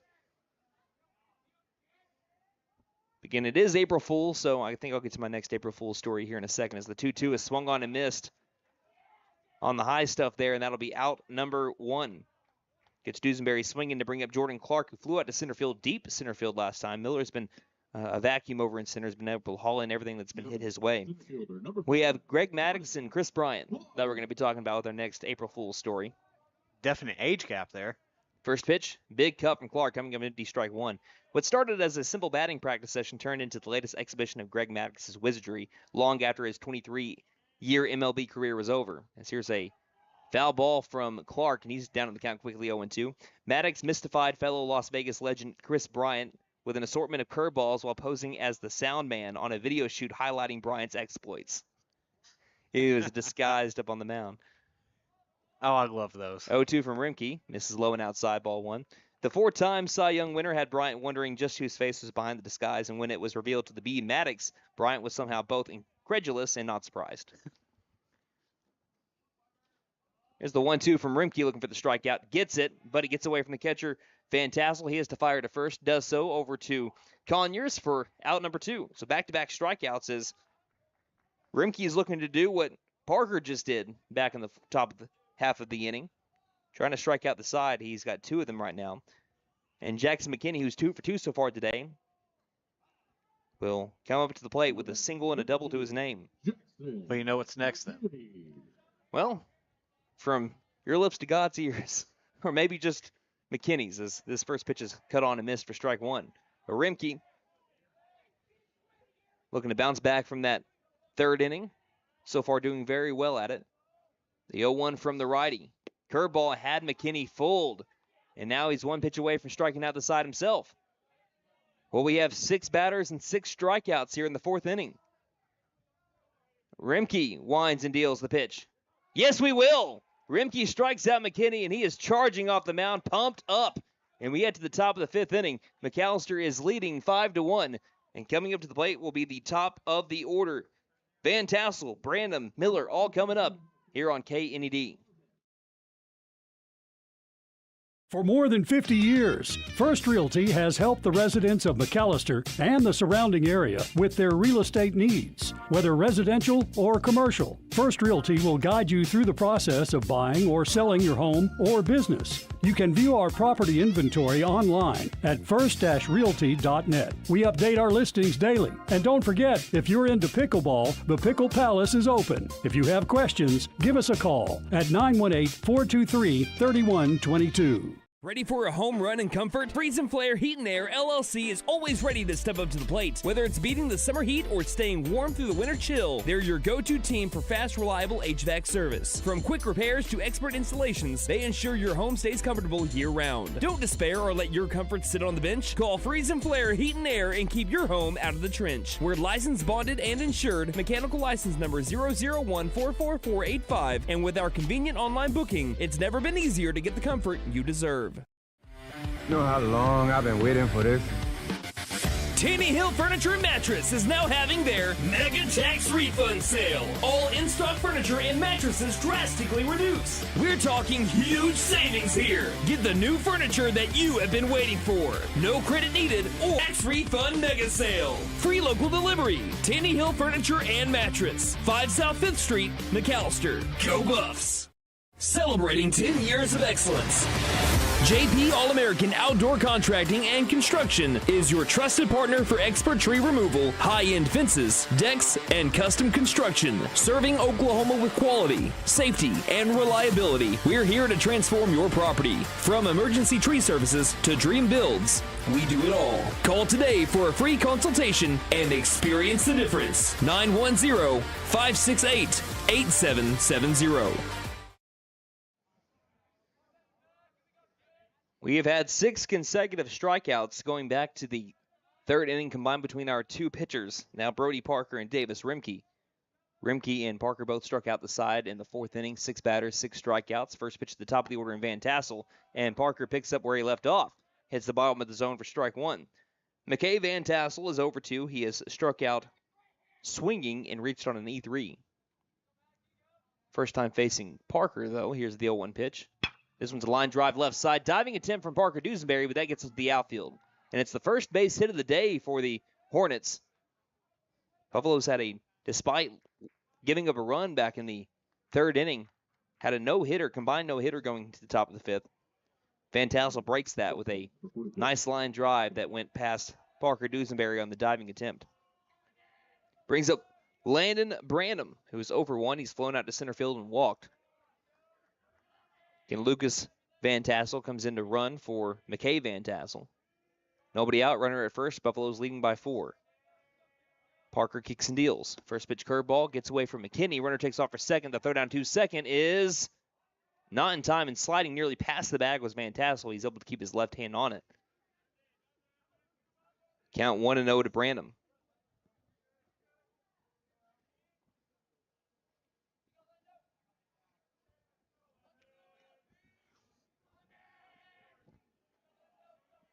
The Hornets trying to take advantage of the early runner in scoring position here in the 5th. Parker looking to get back in the zone. The 1-0. Fly ball, right field. Hodgel going back underneath it. Now almost had to dive and make the catch. He was kind of falling off a little bit. But he's able to catch it on his feet. And going back to second base is Van Tassel. That's out number 1.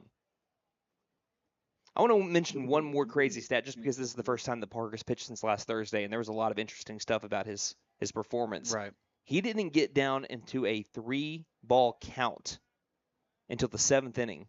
He only had 2 3-ball counts the entire game. That is really impressive. That's what I thought too. That's almost more impressive than the 13 strikeouts. Yeah. First pitch to the new batter. And they're seeing Parker a little bit better the second time through. Hampton Miller fouls that one straight back for strike 1. Sounded like we scared someone down in the tunnel. Getting our field mic set up in the tunnel there. Miller is 0-for-1. He's flown out to first and walked himself. Runner at second, 1 down. Buffaloes leading 5-1 in this pivotal district matchup in the top of the 5th inning. Parker looks at second, takes a couple of glances, lifts the leg, and fires the pitch. Curveball in the zone, strike 2. So far, 3 strikeouts from Brody Parker, looking for a 4th. Be a big one here of the 3-hole batter, Hampton Miller. Deep in the box, decent lead at second by Van Tassel. And a spin move by Parker just to keep the runner honest.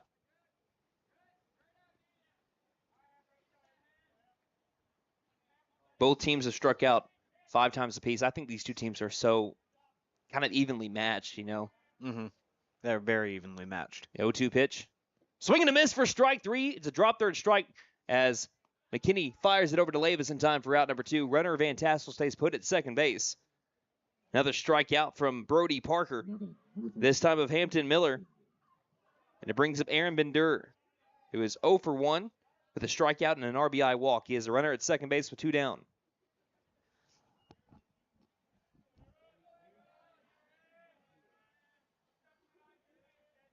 Good lead by Van Tassel at second base. Stinchcomb keeping him honest.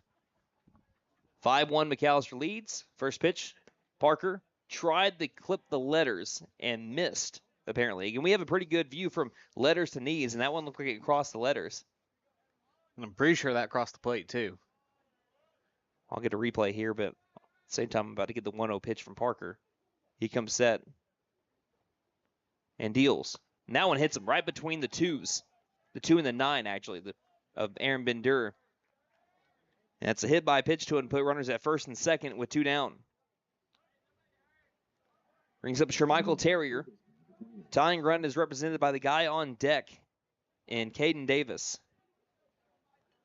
Terrier is 0-for-2. He's flown out to second and flown out to third. He stands up in the box. Force out of every bag here for the Buffalo defense. Knock it down, tag a bag. 5-1 McAlester lead, 2 down. Top of the fifth. Parker kicks and deals. First pitch off speed, it looked like, missed a little bit high. Had a little bit of arc to that pitch. 1-0 the count. Looking to get back into it here.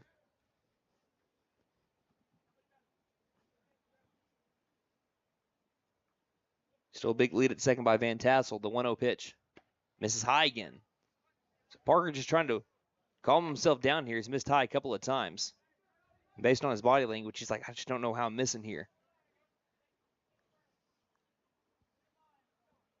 2-0 is the count. That was Parker's 34th pitch. He came in for relief of Lucas Johns back in the third inning. 5-hole batter Terrier ahead in the count. Parker looking for the strike.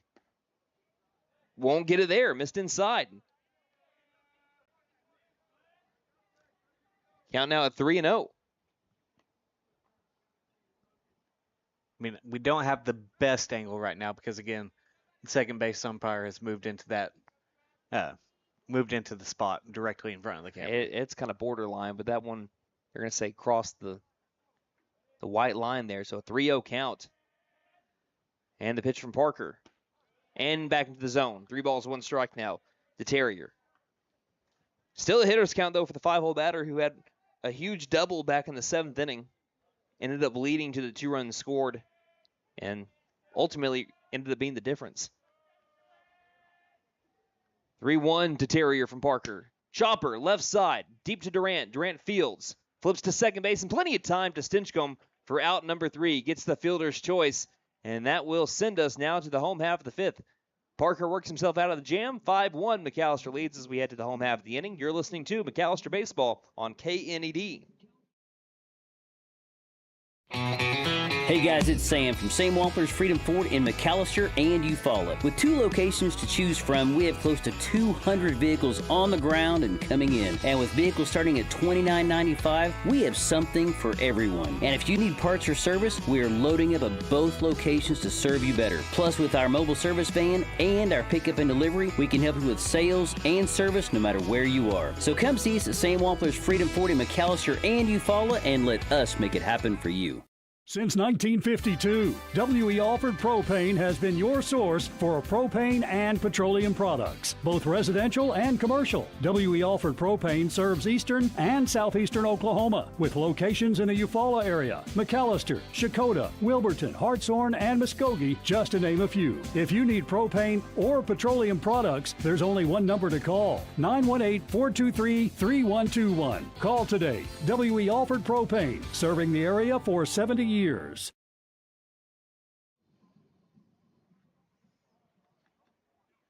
Bottom of the 5th here at Mike Deak Field in McAlester. This second game of this series between the Hornets and the Buffaloes of McAlester.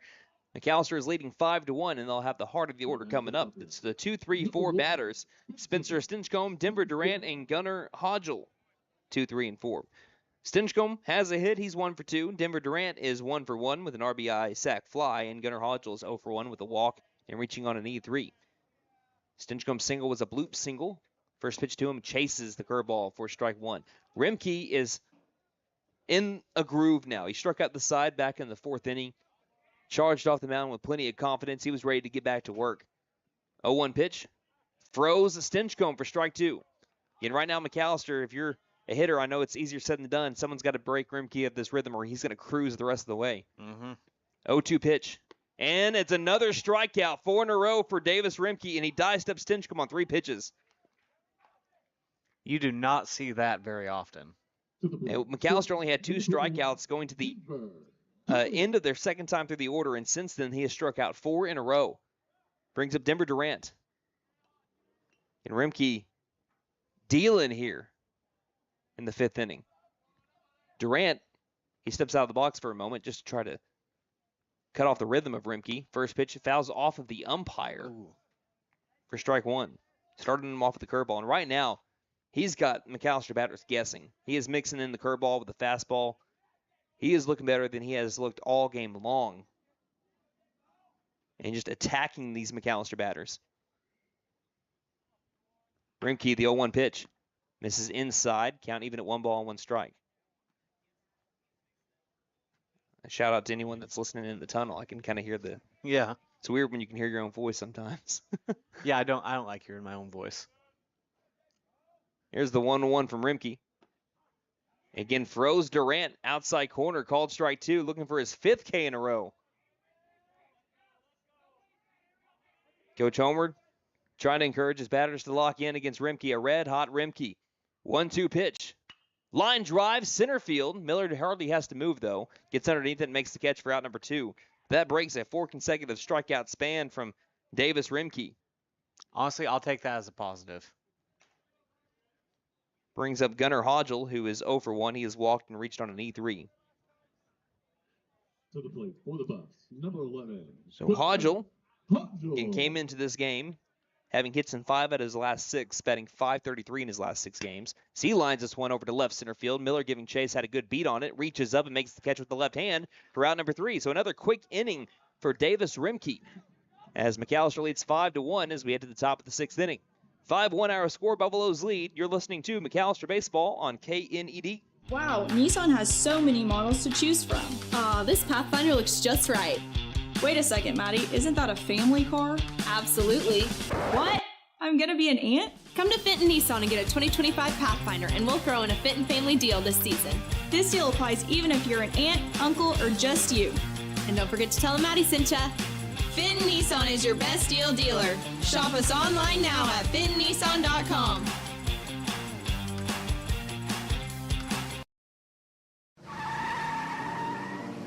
Big John's Auto Repair is here to help. We'll fix it right. We offer diagnostics, AC servicing, and engine repair. We make car trouble vanish like magic. We can prevent breakdowns and keep your car moving with regular maintenance. Same great service and friendly faces. Stop in today for all your car repair needs. Big John's Auto Repair, located at 325 Northeast Electric in Krebs. So, checking accounts. There seems like a ton to choose from, right? I was looking for one that didn't charge monthly fees, with bounce protection, and had mobile banking. I found the Bank NA. The Bank NA has been voted #1 for 10 years in a row in the McAlester News Capital's Reader's Choice Awards. The bonus is that they're local, so the money stays in town. Call 918-423-2265 or go in to find what you need in checking options. The Bank NA. Strong, secure, and ready to loan. Member FDIC, Equal Housing Lender. After some scoring in the first 3 innings, our last 2 have been nothing but zeros as we head to the top of the 6th. As Brody Parker got himself into a tiny bit of a jam back in the, what was the top of the 5th inning, was able to work out of it with a 6-4 fielder's choice of Shermichael Terrier. That brings up the 6, 7, 8 hole batters for the Booker T. Washington Hornets, Caden Davis, Liam Stewart, and Camp Bridges. Davis is 0 for 1. He has walked and grounded out to the third baseman, Parker Dusenberry. As Parker begins the 6th. Here's the windup and the first pitch of the inning. Fastball caught the knees, delayed strike call, but a called strike nonetheless. 0-1 the count. Man, that wind is trying to get that camera. Buffaloes again are leading 5-1. Hopefully that wind keeps our camera away. Here's a ground ball up the middle. Sliding is Denver Durant. Can't come up with the ball as it ricochets off the glove and slips into the center fielder, Jordan Clark, for a leadoff single. And we know a 4-run lead is not safe. McAlester was that close from coming back from one in one single inning. Mm-hmm. There's the second hit of the day for the Hornets. Yeah, McAlester nearly won that game yesterday, despite having only 3 hits to the Hornets' 9. That's impressive. Liam Stewart comes up, 0 for 1 with a walk and a strikeout. Not much of a lead at first base. First pitch misses low for ball 1. And Stewart, he had the biggest hit of the day. Again, I mentioned that the last time he came up, or maybe the time before that. Had the 2 RBI double to deep right center field over in Tulsa yesterday. Heading the count 1-0. Pitch from Parker. He'll line that down the left field line, but it will slice foul. Count evens up at 1 ball and 1 strike. And so far, that what we've seen from Stewart, he will I mean, he's a good hitter. I mean, he'll take the ball wherever it goes. If you want to work on the outside corner, he's patient, be able to bring it to the other side. If you bring it inside on him, he can drive it into the alleyway. You can't really shift on him. Count is even at 1-1. And the pitch. This one's fouled straight back, and the count goes to 1-2.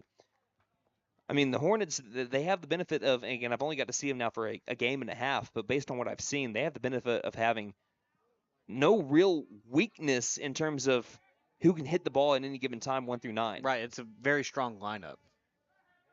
Well balanced, too. Parker comes to a pause, looking for another strikeout. Can he get his 5th? Yes, he can with the bender. Once again goes back to the well. That curveball is a strikeout machine. Gets that one of Liam Stewart, and that's out number 1. And brings up Cam Bridges. Now you're a ground ball away getting out of this inning. Oh, we have a new hitter. Be number 20. I'll get you a name in just a moment. But pinch hitter coming in for Camp Bridges, who was the second baseman. Pick off over to first. Not in time.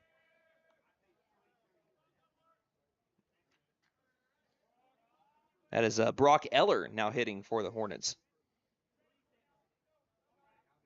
We'll see if he takes over at second base or if this is just temporary. First pitch to Eller. Inside corner, called strike 1, throw down to second, and he would have had him if Stinchcomb makes the grab. He would have had him. Great throw by McKinney. And Stinchcomb obviously upset with himself over at second base.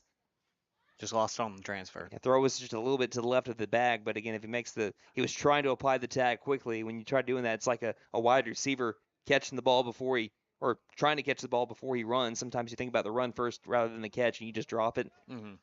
Kind of a similar situation there, but a swipe at second base for Davis. 0-1 count here on Brock Eller. And the pitch. Curveball, swing and a miss, strike 2. Had him fooled there. Let's see if Parker goes back to the curveball. A lot of his strikeouts have been on the curveball. Does he mix it up here, or does he say, if it ain't broke, don't fix it? Brody takes a long look at second base where Davis resides. Lifts the leg and fires. Goes back to the well. Curveball, strike 3. Good morning, good afternoon, good night. And that brings up Davis Rimke, trying to help out his own cause here. And these Hornets just cannot read that curveball right now. And what's also great about it is he's pinpointing it for strikes, and then when you want to go out of the zone with it, it looks like it's going to be a strike until the very end, and then it dips out of the zone. It's a hard pitch to hit. And the way that Parker's throwing it, it's making it even harder.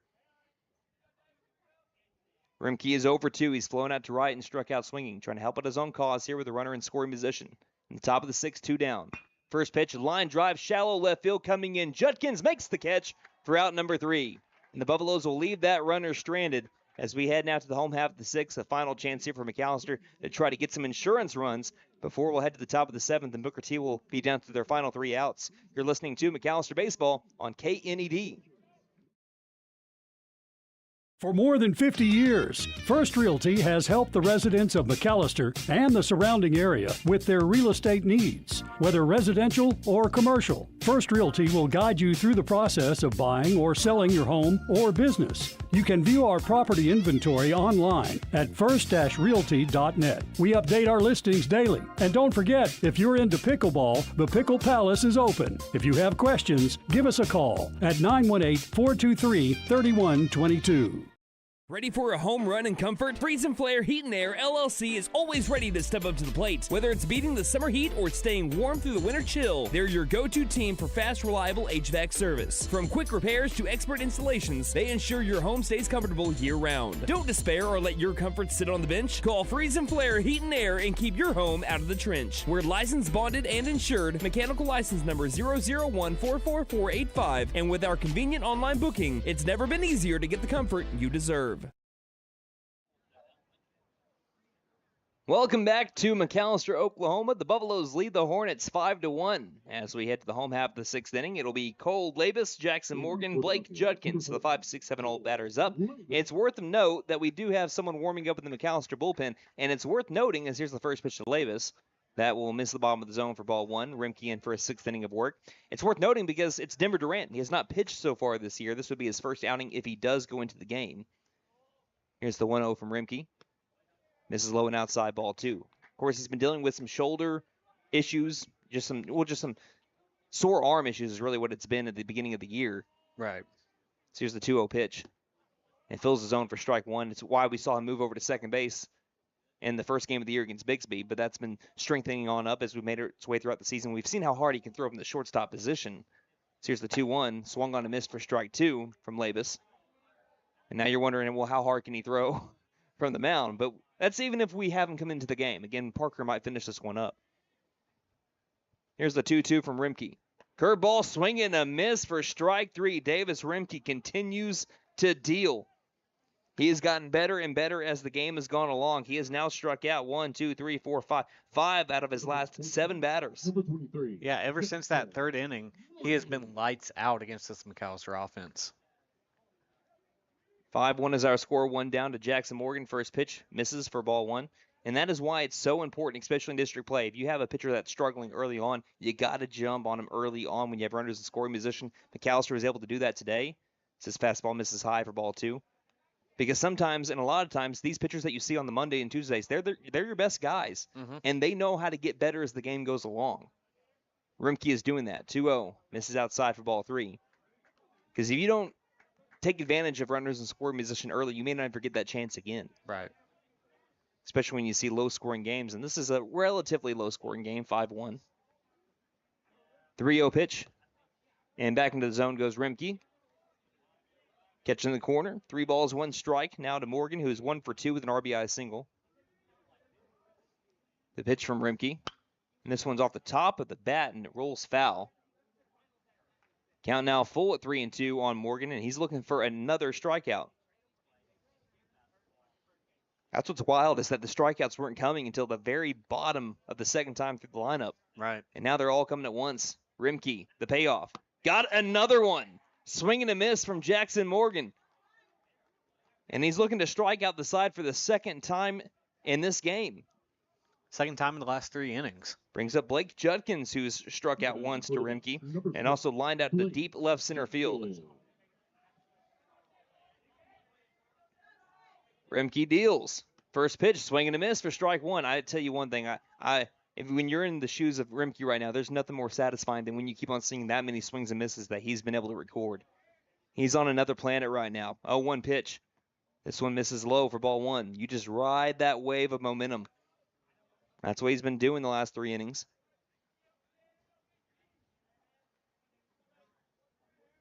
One from Rimke.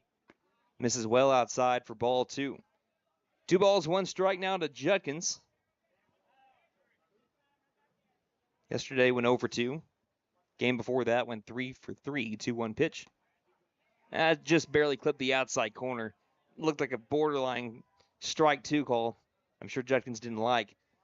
Count evens up, 2 balls, 2 strikes, 2 down. Rimke looking to strike out the side, and he does so. Swing and a miss for strike 3, but the ball gets away from the catcher. Van Tassel can't see it. Now Rimke throws to first, but not in time. So Judkins will reach on a drop third strike, and we'll be having a new batter coming in to bat for Parker Dusenberry. But now Rimke could join the league company and having a 4 strikeout inning in a way. I don't remember the last time I've seen that in a McAlester game. I've seen a 5 strikeout inning by McAlester. Oh my goodness. Let me get to that story. It's not something that I want to remember, but it's something that happened. It was, again, some of the best competition that we ever played. I think we're at Edmond Memorial. Okay. Or no, sorry, not Edmond Memorial, Edmond North. I think that's where we were at. And here's the first pitch. Swing and a miss from Gavin Brumley, who checks in. And Gavin Brumley pinch hitting for Parker Dusenberry. It is how it sounded. There was 2 drop third strikes. And the pitcher struck out 5 McAlester batters in an inning. I'll have to go back to Insane. that. I forgot about that until this situation here. 0-1. And it's outside corner, called strike 2, and now Brumley's down on the count 0-2. It has been domination for Davis Rimke since the 4th inning, and he's looking to cap off a 4 strikeout inning. Comes set with the wind behind him, the pitch. Curveball misses outside. Brumley still down the count 1-2. Brumley on the year, batting .143 with a .250 on base percentage. Judkins at first base, takes off for second, the 1-2. Misses inside, and getting to second base without a throw will be Judkins. So he gets into scoring position here for Brumley. Count even at 2 balls, 2 strikes, 2 down. Brumley looking for his first base hit with runners in scoring. He has 2 RBI on the year. Rimke, 2-2. Misses outside, ball 3. 3 balls, 2 strikes. Jordan Clark on deck. Brumley batting out of the 8 spot here. In for Dusenberry. And the payoff from Rimke. That one missed high, and it's ball 4. Not very many walks issued from Davis Rimke so far today. That is only his second. That's his first walk since he walked Gunnar Hodgel back in the first inning. Number 5. Brings up Jordan Clark, who has flown out to center field and struck out swinging himself. For Rimke, again, he's very efficient today, too. I'm going to get to his pitch count in just a moment, but it's less than 100 so far. It doesn't feel like it. That was just pitch number 86. Here's number 87 to Clark. Misses outside for ball 1. Runners at first and second, 2 down. Looks like Durant is ready should his name be called. Rimke, 1-0. Fastball outside corner, called strike 1. 1 ball, 1 strike. And Clark has reached base successfully in each of the past 5 games. Has not done so far today. As the 1-1, come on. That's an egregious strike call, it looks like. Couldn't see it, but I don't need to. In person, that looked well outside. Here's the 1-2 from Rimke. And a swing and a miss for strike 3. Gets the 4 strikeout inning. Yells, let's go, as he marches off the mound in a 4K inning. And now it's up to his offense to try to help him out. It'll be the top of the order up for the Booker T. Washington Hornets. McKay Van Tassel, Landon, Branham, and Hampton Miller. Buffaloes lead 5-1, trying to finish this one off. And it looks like it will be Denver Durant making his pitching debut this season. We'll see what he has in store. Will not be a safe situation here for Denver Durant. It'll be the first time we see him this year. Top of the 7th coming up here on KNED. Celebrating. You know how long I've been waiting for this? Tanny Hill Furniture and Mattress is now having their Mega Tax Refund Sale. All in-stock furniture and mattresses drastically reduced. We're talking huge savings here. Get the new furniture that you have been waiting for. No credit needed or up to 18 months interest-free financing. Don't miss this tax refund mega sale. Free local delivery. Tanny Hill Furniture and Mattress. 5 South 5th Street, McAlester. Go Buffs. Celebrating 10 years of excellence. JP All-American Outdoor Contracting and Construction is your trusted partner for expert tree removal, high-end fences, decks, and custom construction. Serving Oklahoma with quality, safety, and reliability. We're here to transform your property. From emergency tree services to dream builds, we do it all. Call today for a free consultation and experience the difference. 910-568-8770. Hey guys, it's Sam from Sam Wampler's Freedom Ford in McAlester and Eufaula. With 2 locations to choose from, we have close to 200 vehicles on the ground and coming in. And with vehicles starting at $29.95, we have something for everyone. And if you need parts or service, we are loading up at both locations to serve you better. Plus, with our mobile service van and our pickup and delivery, we can help you with sales and service no matter where you are. So come see us at Sam Wampler's Freedom Ford in McAlester and Eufaula and let us make it happen for you. Welcome back to McAlester, Oklahoma. Brody Parker has done his job. He is in line for the win now, as it is 5-1, and he hands it off to Denver Durant, making his pitching debut in the 2025 season. We get to the top of the 7th inning. He'll face the top of the order. This call to the bullpen brought to you by Barlow Built Performance and Automotive, your full-service automotive and transmission repair shop, 2201 North Main Street, McAlester. Open Monday through Friday, 8 a.m. to 5 p.m. Call 918-318-0323. So Booker T will try to do what McAlester almost did a day ago. Down by 4 heading to the 7th inning, trying to come back and get the win. McAlester 3 outs away from splitting the series, a series they really need to get split with the Hornets as the first pitch is fouled off for strike 1 to McKay Van Tassel. Count is 0-1. McAlester really needs this win. I mean, that is just point blank period. If they can get it, they'll stay in the middle of the pack here in the 5A4 standings. If Booker T wins this one, they will jump them in the standings. 0-1 from Durant. Fastball misses up and inside. Count evens up 1 ball, 1 strike. Again, Durant's pitching debut here. The transfer from Red Oak in his sophomore season brings a little bit of heat on the mound. 1-1 from Durant. Curveball in there. Strike 2. Van Tassel is 1 for 3. He has struck out swinging, reached on an E3 and singled. Shakes off McKinney, gives the nod, the windup, the 1-2 pitch. Fastball chopper, third base side, well foul. Count remains at 1-2. Stinchcomb has moved over from second base to shortstop. And from the dugout over to second base, taking the place of Brody Parker in the lineup, is Grant Mullins. 1-2 from Denver Durant. Swing and a miss for strike 3. That changeup fell off the table. Sit him down, throw it around. 1 down here in the top of the 7th inning. Brings up Landon Branham. Number 44, Landon Branham. Branham is 0 for 2. He's flown out to center, walked, and flown out to right. All the way back in the box. Wind up first pitch. Fastball way high for ball 1. It's one of those days where I wish we had a radar gun. That would be working awesome. right now. The 1-0 from Durant. Fastball. Line drive, right center field. That's a gapper. This will be extra bases for Landon Branham. Bounces off of a sign in right center field. Getting to second base with a 1-out double is Branham. Hit number 3 on the day for the Hornets. And it brings up Hampton Miller. That's a nice piece of hitting from Branham. Waited on the outside. Fastball gets his first hit of the day. First hit of the series there for Branham out of the 2-hole. Number 8, Hampton Miller. Brings up Hampton Miller, who is 0 for 2. He's flown out to first base, walked, and reached on a drop third strike. Grant looks at second base. Again, that's Miller all the way back in the box. First pitch to Miller. Off speed, misses above the letters for ball 1. 5-1 McAlester lead. Buffaloes are trying to break the 5-game win streak of the Hornets, just like the Hornets did to them a day ago. 1-0 pitch. Fastball, fouled straight back. They're on him, though. Count evens up at 1 ball, 1 strike.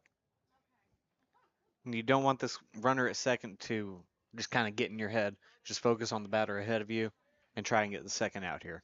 And there is a 4-run hit. It's called a grand slam, but again, they got to get base runners first. So like you mentioned, got to focus on the batter right now. That run does not affect you. Count even at 1-1. Durant deals. And that one left the hand awkwardly of Durant. Goes behind McKinney into the backstop. Advancing over to third base is Branham. 2 balls, 1 strike.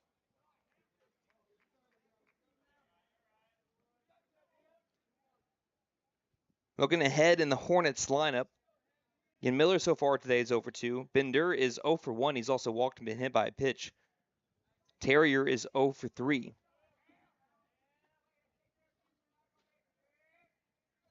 Ahead in the count is the 3-hole batter Miller at 2-1.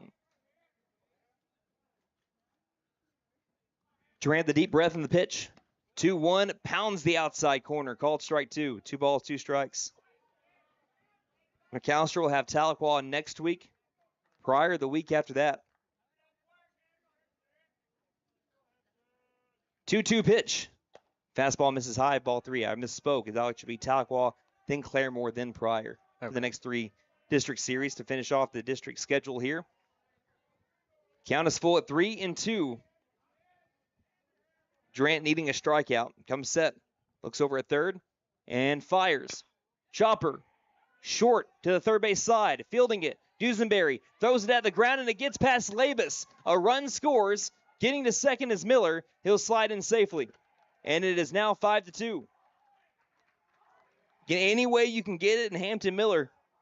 Slow chopper up the third base line. Even if Dusenberry makes that play and fields it and doesn't and throws it to first on a line, it's still an infield hit. That'll be an RBI single, infield single for Hampton Miller, and then reaching second on the E5. Brings up Aaron Bender. Buffaloes still nobody hurt. Still a 5-2 game with 1 down. Buffaloes need 2 more outs here in the top of the 7th. Durant spins, no throw over to second. So half of the hits from the Hornets coming in the top of the 7th inning. And also half the runs. Durant fires. First pitch well outside, ball 1. Got into a groove against McKay Van Tassel with a strikeout, and then Landon Branham ripped a double into the right center alleyway. And since then, Durant's been having to work out the stretch. The 1-0 way high, ball 2. Tying run is represented by the guy on deck. McKinney's going to go speak with Durant. While he does so, we'd like to thank our sponsors for this season: Sam Wampler's Freedom Ford, WE Offered Propane, Fenton Nissan and McAlester, Big John's Auto Repair, The Bank and A, First Realty, Freeze and Flare Heat and Air, Taney Hill Furniture and Mattress, and JP All-American Outdoor Contracting, LLC.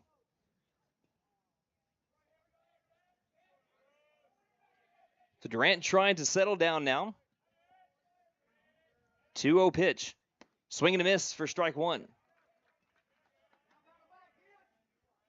Now it's pitch number 16 from Durant here in the top of the 7th. He fired in the fastball. Runner in scoring position for the Hornets. 2-1 pitch. In the zone, called strike 2. And he was a strike away from sitting down Miller just a batter ago. And then that RBI infield single came in. Can he get the strikeout here with the count 2-2? Durant fires. Up high above eye level, ball 3. Full count pitch upcoming to Aaron Bender out of the cleanup spot. Shermichael Terrier hit a double yesterday. You got to keep that in mind. This would be a big out to get here. Payoff pitch. Pops it up. Might come back into play. McKinney goes out after it, and it will land just to the side. Looks like it lands on top of the concession stand. Staying alive here is Aaron Bender.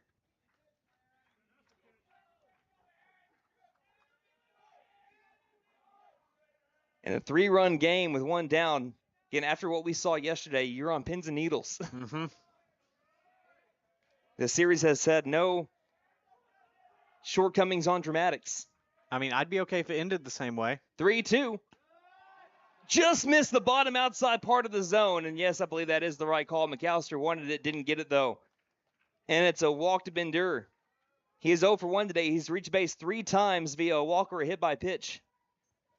That brings up Shermichael Terrier. He represents the tying run.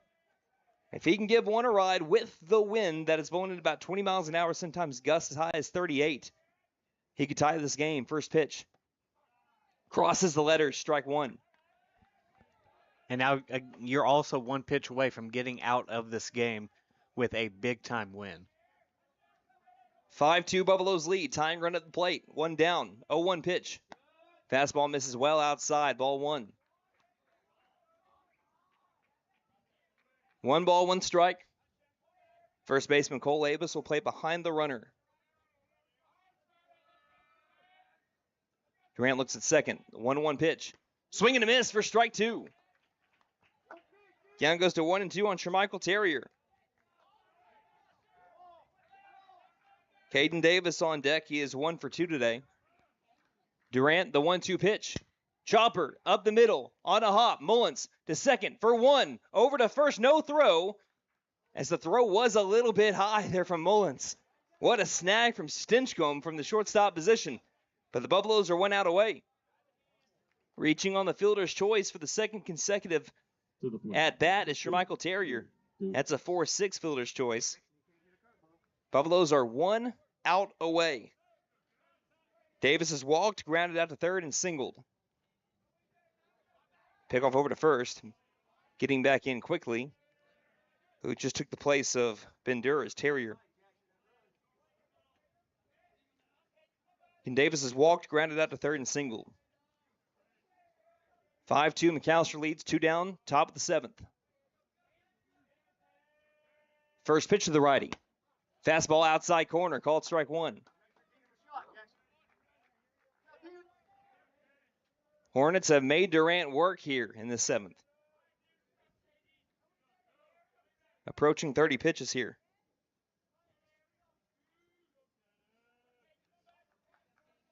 Stepping off quickly. Durant steps right back on after the call time from Davis. 0-1 pitch. Missed outside. Ball 1. 1 ball, 1 strike.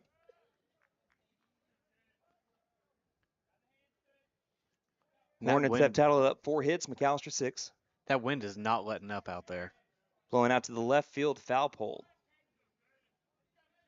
Durant needing 2 strikes, needs 1 out.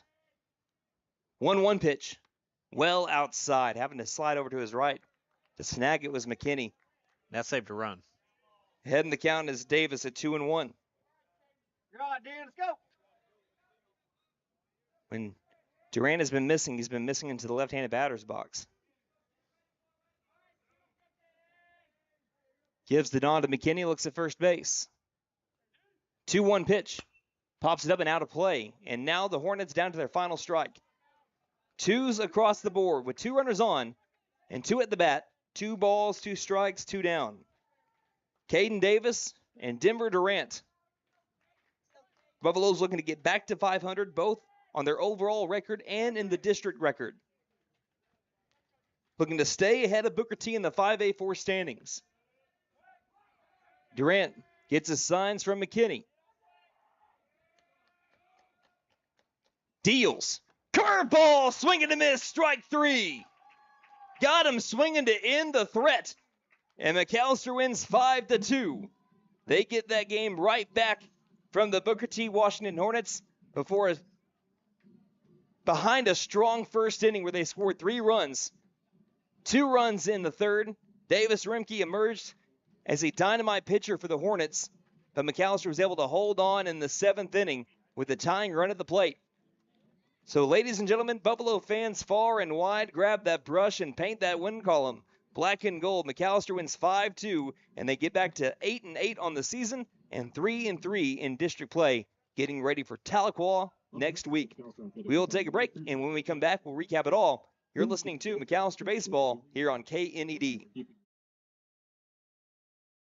Since 1952, W.E. Alford Propane has been your source for propane and petroleum products, both residential and commercial. W.E. Alford Propane serves eastern and southeastern Oklahoma with locations in the Eufaula area, McAlester, Shakota, Wilburton, Hartshorn, and Muskogee, just to name a few. If you need propane or petroleum products, there's only one number to call, 918-423-3121. Call today. W.E. Alford Propane, serving the area for 70 years.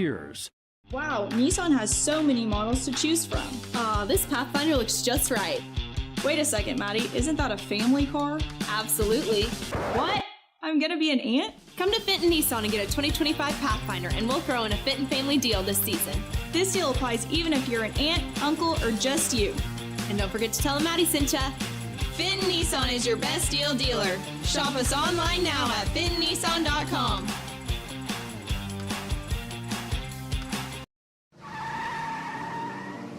Big John's Auto Repair is here to help. We'll fix it right. We offer diagnostics, AC servicing, and engine repair. We make car trouble vanish like magic. We can prevent breakdowns and keep your car moving with regular maintenance. Same great service and friendly faces. Stop in today for all your car repair needs. Big John's Auto Repair, located at 325 Northeast Electric in Krebs. So, checking accounts. There seems like a ton to choose from, right? I was looking for one that didn't charge monthly fees, with bounce protection, and had mobile banking. I found the Bank NA. The Bank NA has been voted #1 for 10 years in a row in the McAlester News Capital's Reader's Choice Awards. The bonus is that they're local, so the money stays in town. Call 918-423-2265 or go in to find what you need in checking options. The Bank NA. Strong, secure, and ready to loan. Member FDIC Equal Housing Lender. For more than 50 years, First Realty has helped the residents of McAlester and the surrounding area with their real estate needs. Whether residential or commercial, First Realty will guide you through the process of buying or selling your home or business. You can view our property inventory online at first-realty.net. We update our listings daily. And don't forget, if you're into pickleball, the Pickle Palace is open. If you have questions, give us a call at 918-423-3122. Ready for a home run in comfort? Freeze and Flare Heat and Air LLC is always ready to step up to the plate. Whether it's beating the summer heat or staying warm through the winter chill, they're your go-to team for fast, reliable HVAC service. From quick repairs to expert installations, they ensure your home stays comfortable year-round. Don't despair or let your comfort sit on the bench. Call Freeze and Flare Heat and Air and keep your home out of the trench. We're licensed, bonded, and insured. Mechanical license number 0014445. And with our convenient online booking, it's never been easier to get the comfort you deserve. You know how long I've been waiting for this? Tanny Hill Furniture and Mattress is now having their Mega Tax Refund Sale. All in-stock furniture and mattresses drastically reduced. We're talking huge savings here. Get the new furniture that you have been waiting for. No credit needed or up to 18 months interest-free financing. Don't miss this tax refund mega sale. Free local delivery. Tanny Hill Furniture and Mattress. 5 South 5th Street, McAlester. Go Buffs! Welcome back to McAlester, Oklahoma, where the McAlester Buffaloes got a little bit on the edge of your seat-ish in the top of the 7th inning. But Denver Durant locks it down with a swinging strikeout, and McAlester wins 5-2 to split the series with the Booker T. Washington Hornets. And I cannot emphasize how big of a win that is for McAlester. If you get swept by Booker T, you're looking at maybe, I mean, I know that you still have 3 more series the rest of the year. You can obviously turn it around and win 6 in a row, but you're about to face the top half of the district. It doesn't get any easier. You play Claremore, you play Pryor, you play Tahquah. They are 1, 2, and 3. So it doesn't get any easier. Booker T is at the 6th spot. You win this game against Booker T. And also, I mean, I know that if it's going to come down to if you have the same record as Booker T at the very end of the season, you own the tiebreaker because you won by more runs than they beat you by. So, of course, that's down the line. But still, McAlester wins 5-2, and they stay ahead of Booker T at number 5 right now in the 5A4 standing. So, big-time win. Booker T split with Tahquah last week. McAlester will go to Tahquah on Tuesday. They host the Tigers on Monday, so it's a little bit of a switch. So now we'll have a home game on Monday and a road game on Tuesday in district play when it's been the opposite all this district play that we had until next week. But Buffaloes win 5-2. It was a classic example of, you have a chance to jump on a pitcher early, and you did. A good pitcher in Davis Remke. He showed how good he was. He struck out 10 batters on the day. 8 of them came in the 4th, 5th, and 6th inning, including a 4-strikeout 6th inning. But McAlester was able to take advantage of what he was giving them and the runners that they had in scoring position in innings 1 through 3. Sometimes you only get that chance at the very beginning of the game. You cannot take advantage of it, which McAlester has not done a great job of in the last couple of games. They were 1 for 19 with runners in scoring position against Spyro, and then yesterday against Booker T. When you combine those 2 games and runners in scoring position, went 1 for 19. Wow. Today they were a lot better, and they were able to get out ahead, and then they didn't look back. And that's one. Lucas John setting the pace in the 1st inning, ran into some trouble, got into some control issues. Brody Parker said, I got your back, bro. Hand me the baton. I'll take it to Denver Durant to the 7th inning. And Brody Parker was dynamite. Again, this kid's only a freshman. Sky's the limit for him. I'm excited to see where he goes from here. But he got himself into a big-time situation. Bases loaded. You're already inheriting a 2-0 count. Yes, you did walk the batter. Makes it a 3-1 game. But then you get the next 2 outs. You made some tough pitches. Hard to do as a freshman. I don't think people understand. Your nerves are just rattling when you a lot of people, that's the natural thing for a lot of freshmen to get rattled when you go into a situation like that in a game that's going to matter in terms of where you go in the playoffs later on in the year. Didn't seem to phase Parker. Did he have some hiccups here and there throughout his outing? Sure. But he only gave up that 1 run the entire time, and that wasn't even his run. That run goes to Lucas Johns. Still, if you look at McAllister's Brody Parker, it's still just 3 earned runs, and now that is his 4th appearance? I think it's his 4th appearance. And so he just still has only 3 earned runs.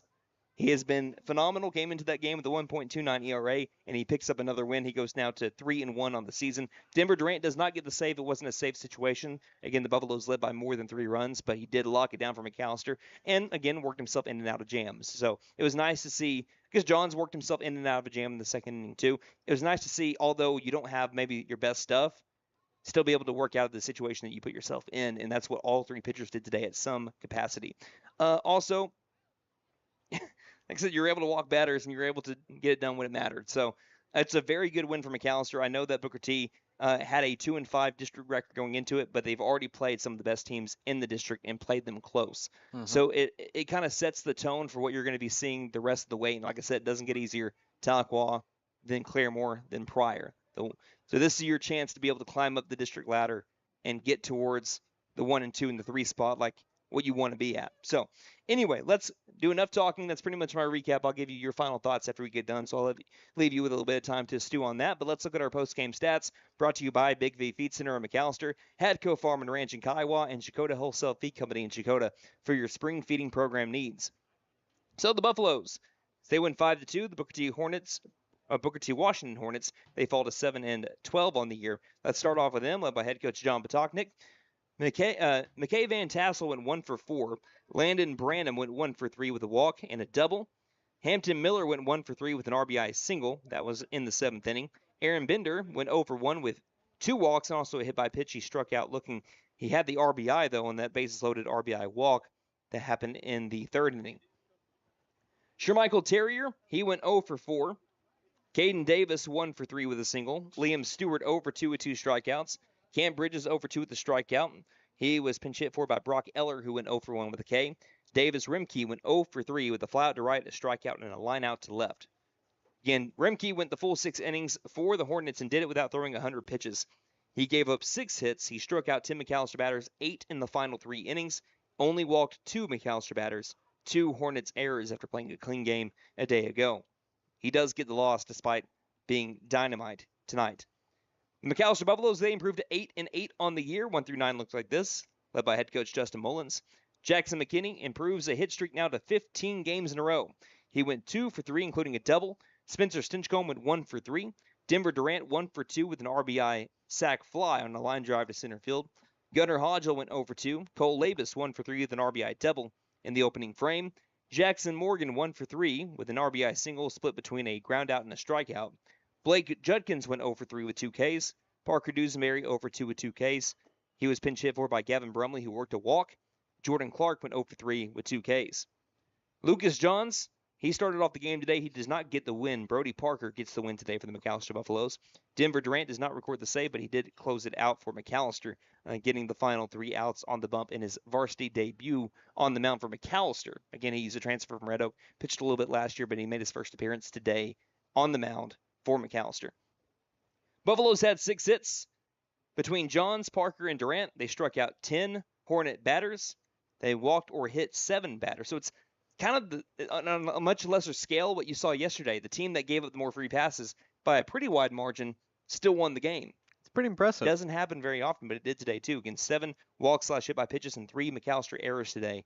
But they do win 5-2 over the Hornets to split the series with the Hornets as they get ready for the Cleveland County Classic. They'll be playing again on Thursday. Again, the forecast for right now looks like a lot of the rain on Thursday, at least in the afternoon hours, is supposed to stay to the southeast and to the east or inside of Oklahoma. I know that they're going to be getting rain over in the central part of the state earlier in the morning, but that's supposed to clear on out by the afternoon. And Norman and Noble, both the locations that McAlester is going to be playing at, they have turf field, so easier chance for McAlester to play in the afternoon. But of course, Oklahoma weather changes on a dime. We do know that there's going to be a lot of rain coming to pretty much the entirety of the state Friday and Saturday. Some more storm chances as well. So it's anyone's guess on what really will end up happening as we make our way throughout the end of the week. But if it all goes as scheduled, McAllister's next game will be on Thursday. I expect to video stream that game. We got to video stream our games at Norman last year as well. The Buffaloes play Lawton MacArthur at 4 o'clock on Thursday.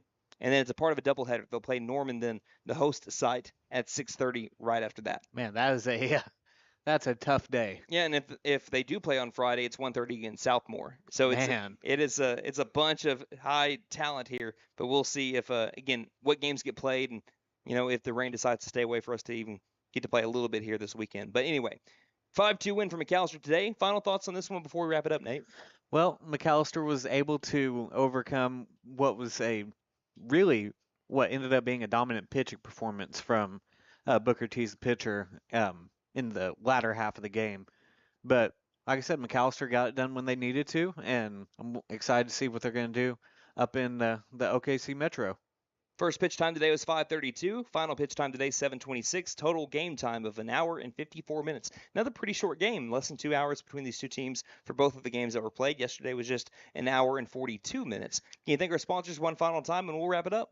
Yep, I'd like to thank Sam Wampler's Freedom Ford, W. Alford Propane, Fenton Nissan in McAlester, Big John's Auto Repair, The Bank N.A., First Realty Freeze and Flare Heat and Air, Tanny Hill Furniture and Mattress, and JP All-American Outdoor Contracting, LLC. A big thank you to our board operator, Austin Wheat, as well as Derek James a little bit today as well as Nate Brown on the camera this evening. And thank you, the listener, for spending your Tuesday night with us. One final time for Mike Deak Field in McAlester, Oklahoma. It was your McAlester Buffaloes 5 and the Booker T. Washington Hornets 2 to split the district season series with the Hornets.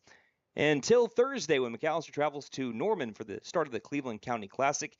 And also make sure that you stay weather aware tonight. This is Brandon Green saying Buffaloes win, and don't just have a great night. Have a Buffalo night, everybody.